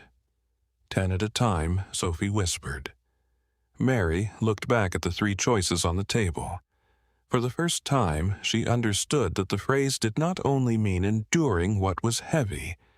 Sometimes it meant moving toward something uncertain. One small step, then another. Mary picked up David Carter's phone number. But before she called, she looked at Susan's proposed schedule again. There was no way to accept either opportunity without changing the life she had spent years making safe. And Mary Smith had learned how to survive instability. She had never learned how to trust a door simply because it opened. Mary Smith waited 3 days before returning David Carter's call. Not because she had forgotten. The folded paper with his number remained beside her blue notebook on the kitchen table. Mary saw it while drinking coffee at 5:20 in the morning. She saw it when she checked Sophie's homework. She saw it before leaving for Miller Family Bakery.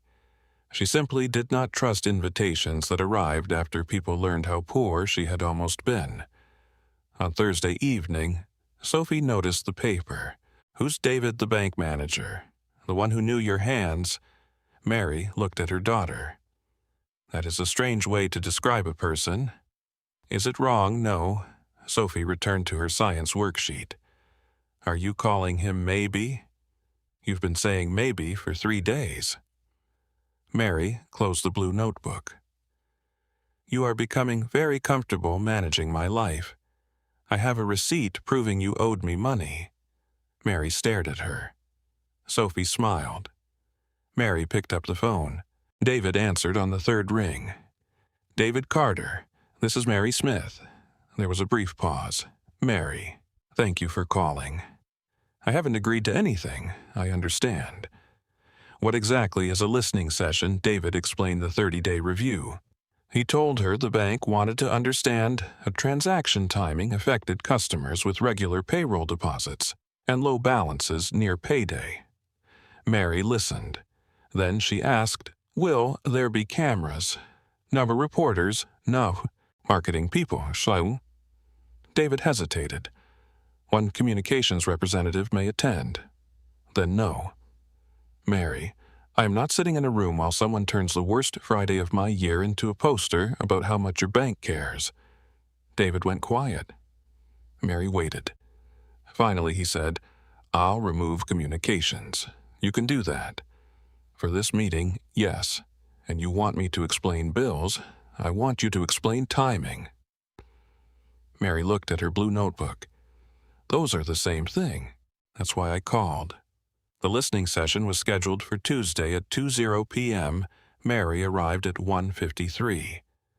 The regional office occupied the 4th floor of a building with glass doors and a lobby so quiet Mary could hear her own shoes. She carried the blue notebook beneath one arm. David met her outside the conference room. You came. I said I would, I know. Then don't sound surprised. David smiled. Fair. Inside were 6 people. Thomas Reed sat near the end of the table. Beside him were employees from Risk Branch Operations, Customer Support, and Digital Banking. Nobody from Communications. Mary noticed. David introduced her. This is Mary Smith.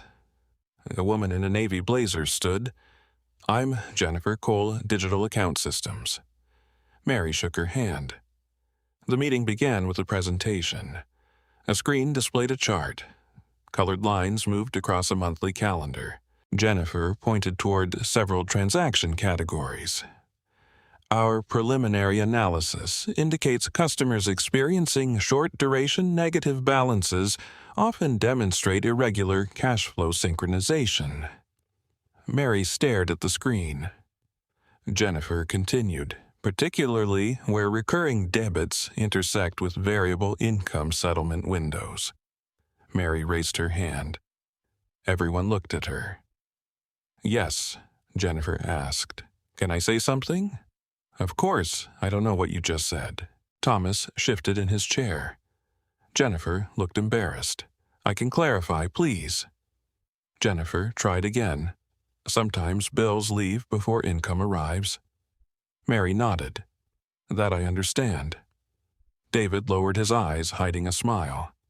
Mary placed her blue notebook on the table. Can I show you how I do it? Thomas gestured toward the notebook. Please. Mary opened to April. These are my paydays. She pointed. Hotel Wednesday, Bakery Friday, then another line. Rent, another. Electric, another. Bus. Jennifer leaned forward. Mary continued. You're looking at months, she tapped the presentation screen. I don't live in months, nobody spoke. I live from Wednesday to Friday. Then Friday to Wednesday. Mary turned the notebook. If I have $40 Thursday night, that doesn't mean I have $40. Thomas frowned. What does it mean? It means I have bus fare Friday morning. Sophie needs lunch. Maybe we need milk. And I have to reach the next deposit. Mary pointed to a small number. $7 can already belong to tomorrow. Jennifer looked at the notebook. Mary continued. Your system saw $63 in my account and let the utility payment run. It was authorized, Jennifer said. I know, I wanted to pay it.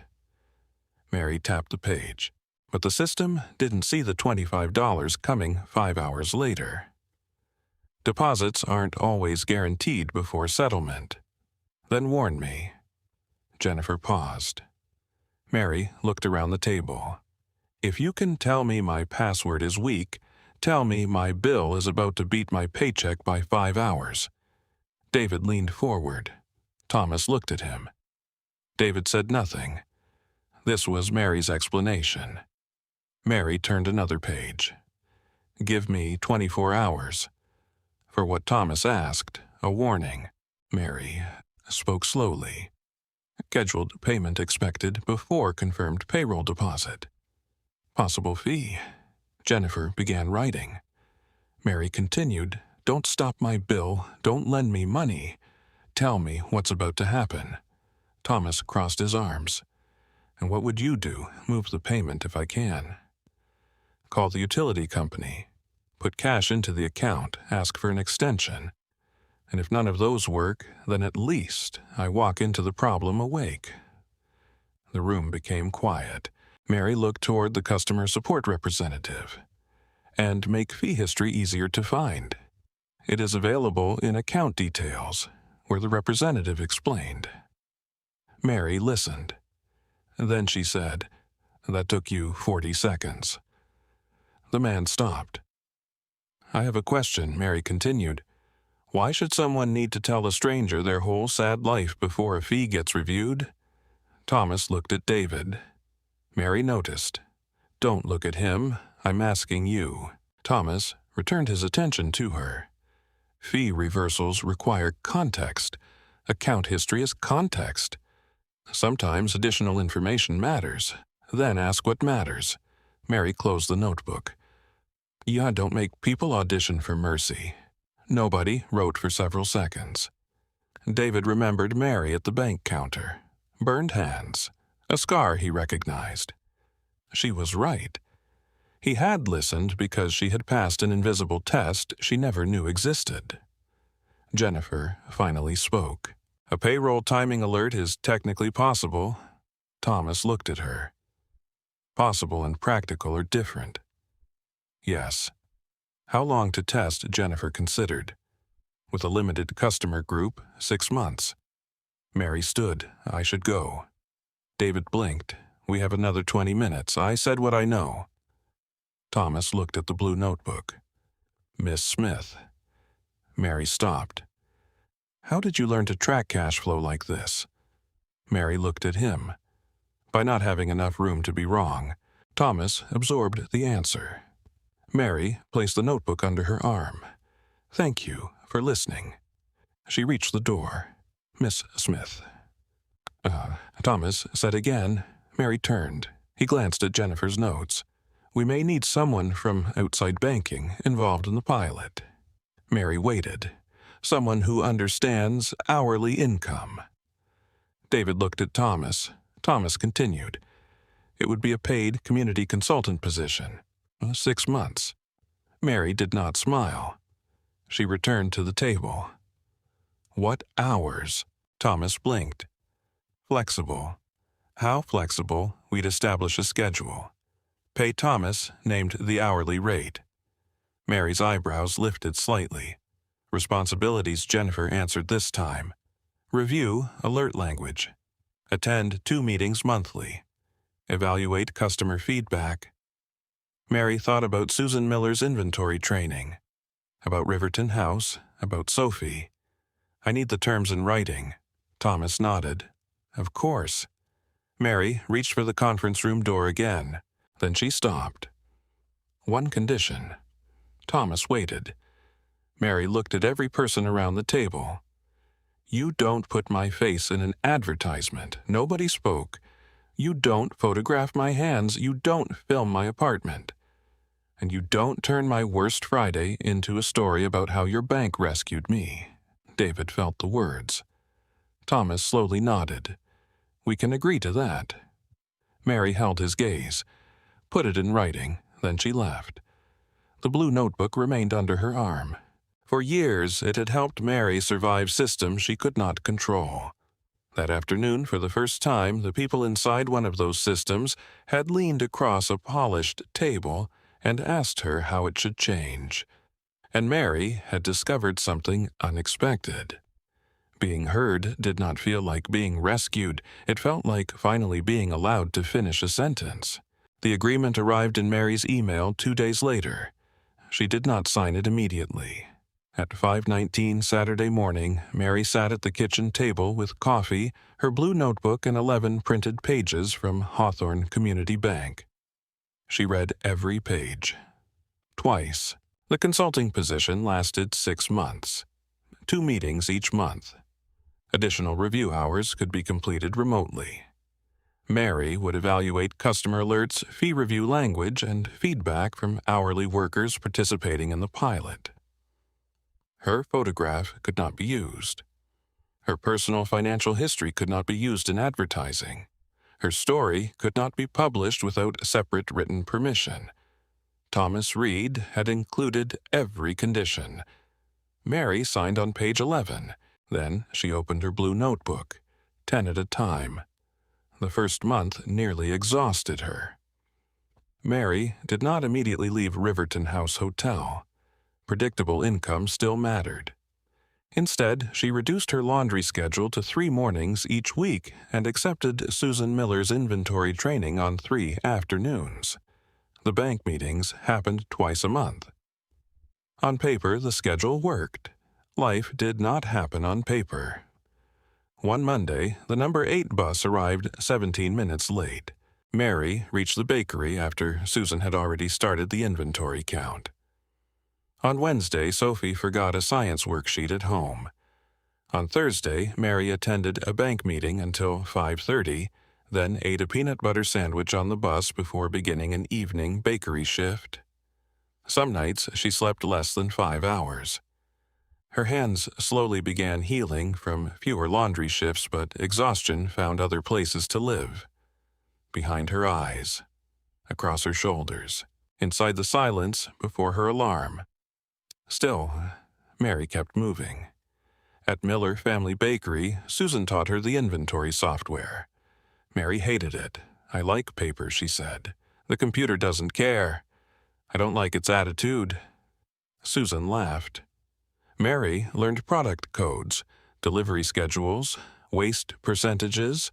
Ordering windows, she discovered that understanding money did not automatically make her good at inventory software. During her second week, Mary entered 28 cases of pastry flour instead of 8. Susan caught the order before delivery. She called Mary into the office. Mary saw the screen. Her stomach dropped. "I did that." "Yes." 28. "Yes." Mary closed her eyes. That's enough flour to bury me, probably. Are you firing me?" Susan leaned back. "No." "Why?"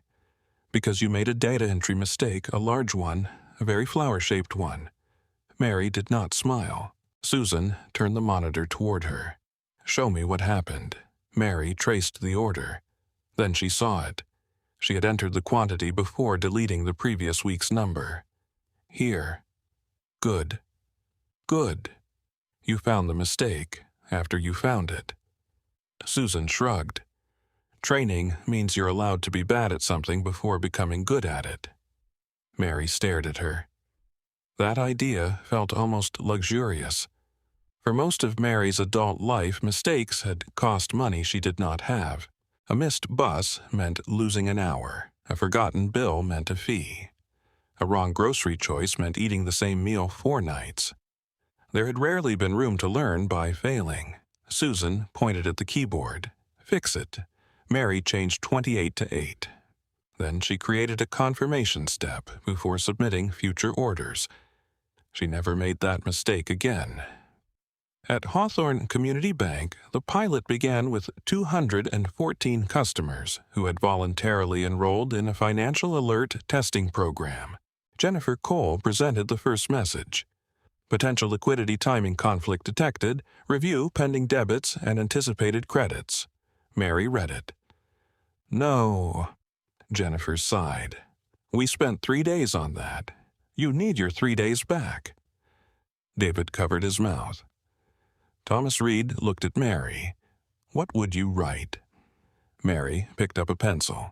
She wrote one sentence. "A scheduled payment may leave before your expected deposit arrives. Check your timing to help avoid a possible fee." Jennifer read it. "That's less precise. Can a tired person understand it on a bus?" Jennifer paused. "Yes." "Then start there."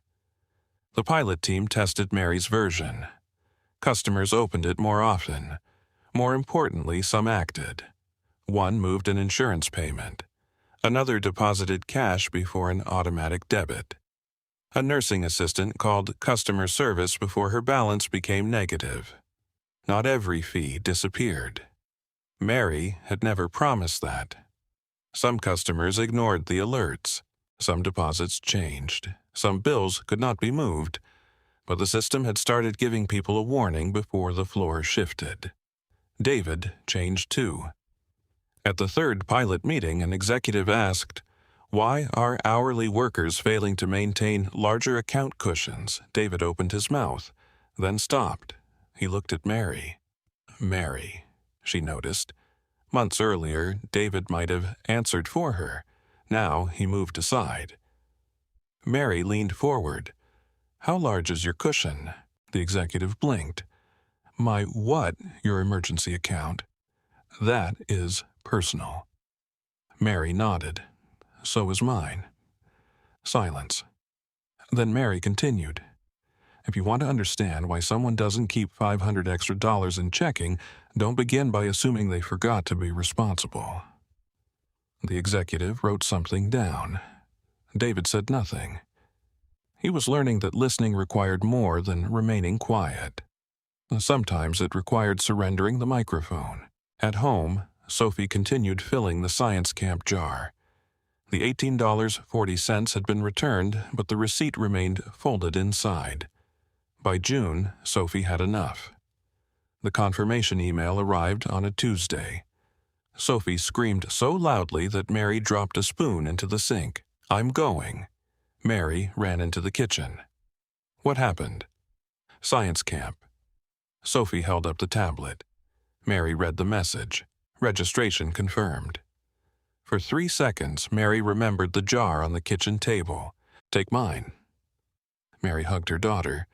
"You did it. We did it. No. You saved. You paid back your loan. With no interest." Sophie narrowed her eyes. "I still think we should discuss that." The morning Sophie left for camp, Mary checked her backpack. Water bottle, notebook, lunch, sunscreen. Then Mary found the old receipt inside a front pocket. "Why is this here?" Sophie took it. "Paid in full." "You don't need to carry this. I want to. Why?" Sophie folded it carefully. "Because it proves scary days can end." Mary became still. Sophie continued. "And borrowed things can come back." She returned the receipt to her backpack. At camp that afternoon, Sophie's group received 20 thin wooden sticks, glue, and string. Their instructor placed a metal weight on the table. "Build a bridge that can hold this." One boy lifted a wooden stick. "These will break." Individually, the instructor said. Sophie stared at the pile. 20 weak pieces, one heavy weight. She began arranging the sticks in groups. Small sections, repeated shapes. Her teammate asked, "Why are you doing it like that?" Sophie placed the 10th stick beside the others. She thought about coins covering a kitchen table. Her mother's cracked hands. A blue notebook. 10 at a time, Sophie said. What Sophie smiled and reached for the glue. That's how heavy things get moved. Then she began building the bridge. 1 year after Mary Smith carried bags of coins into Hawthorne Community Bank, she still woke before her alarm. At 5:12 on a Monday morning, the heating pipe knocked 3 times inside the bedroom wall. Clank, clank, clank. Mary opened her eyes. Some things had not changed. The apartment was the same. The kitchen chair still had silver tape around one leg. Sophie's Saturn drawing still hung above her desk. But Mary's blue notebook now contained fewer emergency calculations and more schedules. Miller Family Bakery, bank pilot meetings, community center, science camp pickup. At 7:30, Mary arrived at Miller Family Bakery. Her name badge now read Mary Smith Inventory Coordinator. Susan Miller had ordered the badge without telling her. Mary had complained that the letters were too large. Susan had replied, "That's because you keep trying to make yourself smaller." Mary had stopped complaining. Her work was no longer performed beside industrial steam presses. She reviewed deliveries, adjusted orders, tracked waste, and trained 2 employees to use the confirmation system she had created after nearly ordering 28 cases of pastry flour. The old laundry gloves remained in a drawer at home. Mary had not thrown them away. The cracks across her fingers had begun to heal. The crescent burns faded. The curved scar on her left wrist remained. At Hawthorne Community Bank, the payroll timing alert pilot had expanded. It did not eliminate overdraft fees. Mary refused to let anyone describe it that way. It gave customers information earlier.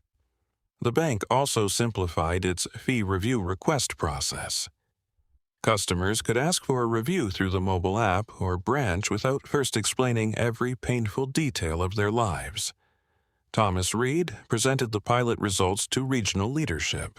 David Carter was not promoted to regional operations that year. Thomas told him privately that the review had created uncomfortable conversations. David understood. For years, he had believed doing the right thing would eventually be rewarded. Now, he understood something less convenient. Sometimes doing the right thing simply cost less than doing nothing to your conscience. He remained branch manager.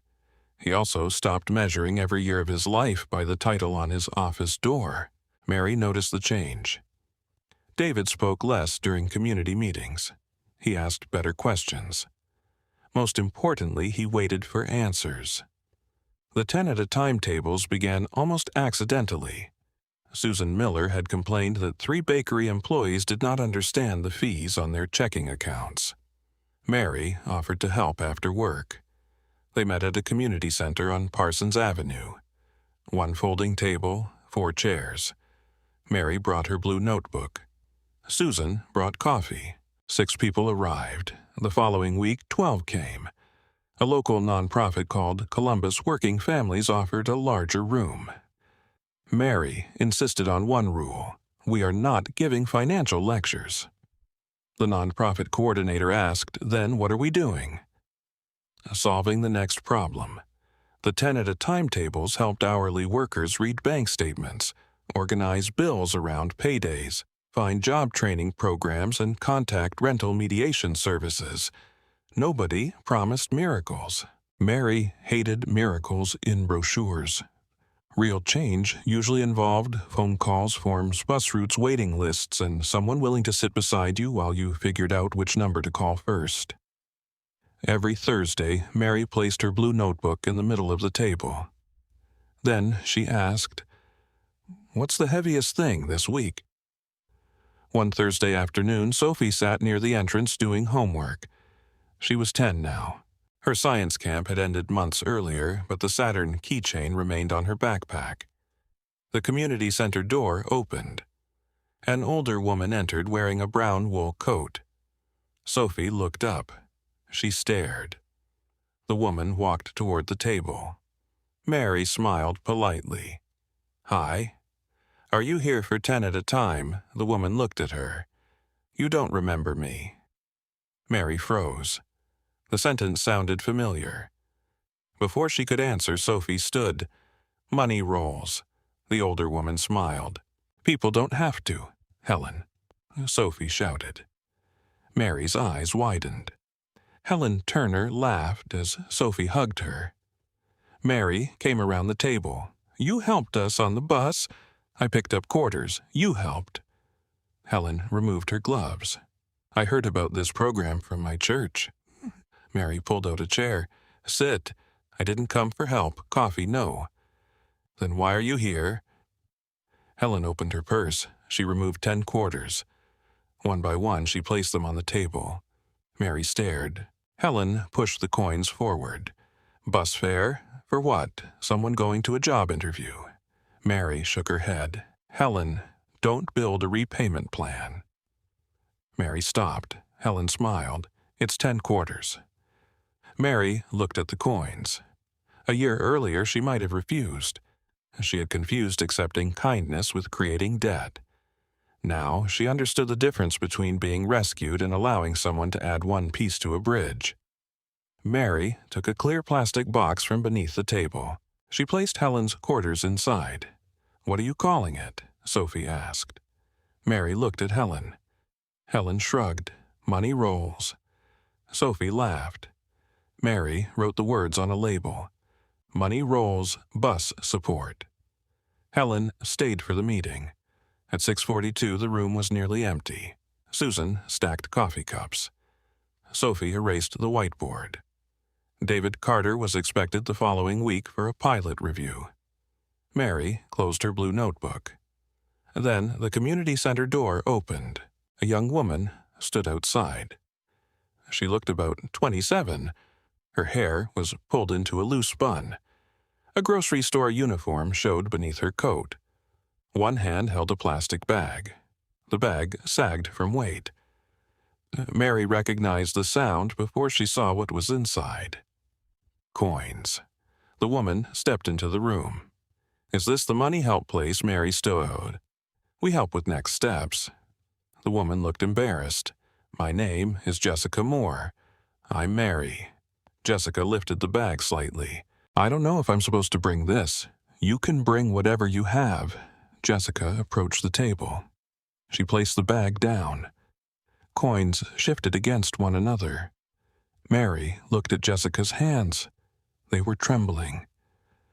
"I have 3 days," Jessica said. 3 days until what Jessica swallowed. "My apartment manager files the next eviction notice." The room became quiet. Mary looked at the bag of coins. For 1 second, she was back at Hawthorne Community Bank. 341. A yellow envelope. Cracked hands. A teller asking if Monday would work. Mary looked at Jessica. She did not see a problem. She did not see a charity case. She saw a woman standing at the edge of a deadline. Mary pulled out a chair. "Sit down." Jessica hesitated. "I don't want anyone paying my rent." Mary opened her blue notebook. "Good." Jessica looked confused. Mary placed a pencil beside the empty chair. "Because that's not the first thing we're going to talk about." Jessica slowly sat. Mary looked at the clock, then at the bag of coins. "Tell me your deadline." Jessica took a breath, and for the first time that evening her hands stopped trembling. Jessica Moore's deadline was Thursday at noon. Mary Smith wrote it at the top of a blank page in her blue notebook. Thursday, 12:00 p.m. Then she drew a line beneath it. "How much rent do you owe?" Mary asked. $890. "How much do you have?" Jessica looked at the plastic bag of coins. "I don't know exactly. That's where we start." Jessica's face tightened. "I already told you I don't want charity." Mary nodded. "And I already heard you." She pulled 2 plastic trays toward the center of the table. "Quarters first." Jessica stared at her. Sophie sat nearby, suddenly understanding. She walked over and placed 10 quarters in a row. $2.50, Sophie said. Jessica looked at her. Sophie pushed the coins forward. 10 at a time. Mary smiled. For the next 40 minutes, they counted. Jessica had $214.63 in coins. Another $389 in checking. Her grocery store paycheck would arrive Thursday morning. "How much?" Mary asked. "Usually $312 after taxes." Mary added the numbers. Jessica leaned forward. "Is it enough?" "It should be." Mary looked at her. "Your paycheck arrives Thursday. Your deadline is Thursday." Jessica's face changed. Mary recognized the fear immediately. Timing again. "Which bank?" Mary asked. "Hawthorne." Mary reached for her phone. The next morning, Jessica received a payroll timing alert. A scheduled rent payment may leave before your expected deposit arrives. Check your timing to help avoid a possible fee. Jessica called Mary. "I got one of those messages." "Good. It says my rent payment could process before my paycheck." "Then, what's the next step?" Jessica was silent. Mary waited. "Call the apartment manager." "Good." Jessica called. The manager agreed to accept a cashier's check delivered before noon Thursday. Then Jessica called her employer. Payroll confirmed the deposit was scheduled for 5:00 a.m. Thursday morning. Jessica entered Hawthorne Community Bank at 8:14. She carried the plastic bag of coins. David Carter saw her from his office. For one moment he remembered Mary. Then he stopped himself. Jessica was not Mary. She did not need to become Mary before she deserved attention. David stepped into the lobby. "Good morning. How can we help?" Jessica lifted the bag. "I need to make a cashier's check." David nodded. "Emily can help you." Emily Parker looked up from her station. She saw the coins. Then she looked at Jessica. "What time is your deadline?" Jessica blinked. Noon. Emily checked the lobby clock. "Then let's start." No sigh, no Monday. Jessica placed her hands on the counter. They were ordinary hands. No crescent burns. No scar David recognized. He smiled and returned to his office. At 10:03, Jessica delivered the cashier's check. At 10:17, she texted Mary. "Paid." Mary was standing inside Miller Family Bakery when the message arrived. She read it twice. Then she opened her blue notebook. Beside Jessica's name, Mary wrote one word. Done. Susan Miller approached carrying an inventory sheet. Good news. Someone made a deadline. Susan nodded as if she understood. Maybe she did. That afternoon, Mary left the bakery at 4:30. She boarded the number 8 bus. For the first time in months, she was not carrying laundry gloves, coin bags, or an emergency envelope. Only her purse and the blue notebook. Mary sat beside the window. At the third stop, a teenage boy climbed aboard. He searched his pockets. The driver waited. "I'm short," the boy said. "How much 50 cents?" The driver shook his head. The boy looked toward the door. Mary reached into her purse, then stopped. A year earlier, she might have paid without thinking. Now, she looked at the boy. "Where are you going?" He turned. "Community college. Class welding program." Mary opened her purse. She removed 2 quarters. The boy hesitated. "I can pay you back." Mary smiled. "Don't build a repayment plan." She placed the quarters into the fare box. The boy stared. "Thank you. Get to class." He sat near the rear. Mary looked through the window. Columbus moved past her. Grocery stores, apartment buildings, bus shelters, people carrying bags, people checking phones, people calculating invisible numbers. Mary thought about the Friday she had carried $1.184 into a bank. She had believed the story was about rent. Then she thought it was about $47. Later, she believed it was about David remembering her scar. She had been wrong each time. The story was about being seen before a person had to become memorable. David had needed 11 years and a scar to recognize what Mary was carrying. But he had learned. Emily had learned. The bank had changed part of a system. Susan had seen a skill Mary considered merely survival. Jessica had reached her deadline with her own paycheck and her own coins. Nobody had been handed a perfect life. Mary still rented apartment 2B. Her Ford Taurus still needed a transmission. She still checked grocery prices. She still knew exactly how much bus fare cost. But survival was no longer the only skill she recognized in herself. At 5:26, Mary entered the apartment. Sophie sat at the kitchen table, building a small bridge from wooden sticks. Homework? Personal engineering. Mary removed her coat. How much weight can it hold? Don't know yet. Sophie placed a stack of books on top. The bridge bent. It did not break. Mary smiled. The heating pipe knocked inside the wall. Clank, clank, clank. Sophie looked up. The building's heart. "You remember that you told me 100 times." Mary sat across from her. Sophie added another book. The bridge held. Mary opened her blue notebook. A small object fell from between the pages. The receipt from Hawthorne Community Bank. $1, 184.00. 3:57 p.m. Mary stared at it. Sophie leaned closer. "You kept it, apparently." Why, Mary thought for a moment.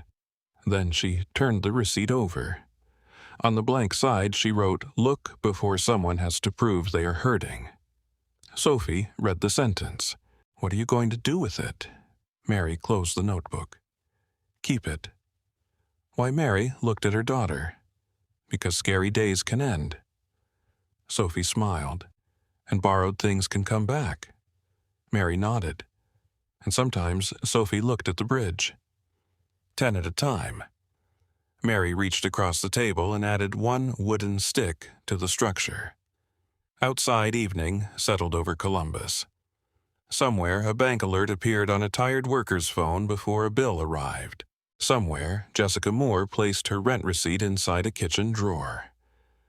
Somewhere a young welding student reached class with 50 cents he had not possessed 10 minutes earlier. And in apartment 2, B. Mary Smith looked down at hands the world had once noticed, only because they were scarred. The cracks had healed. The burns had faded.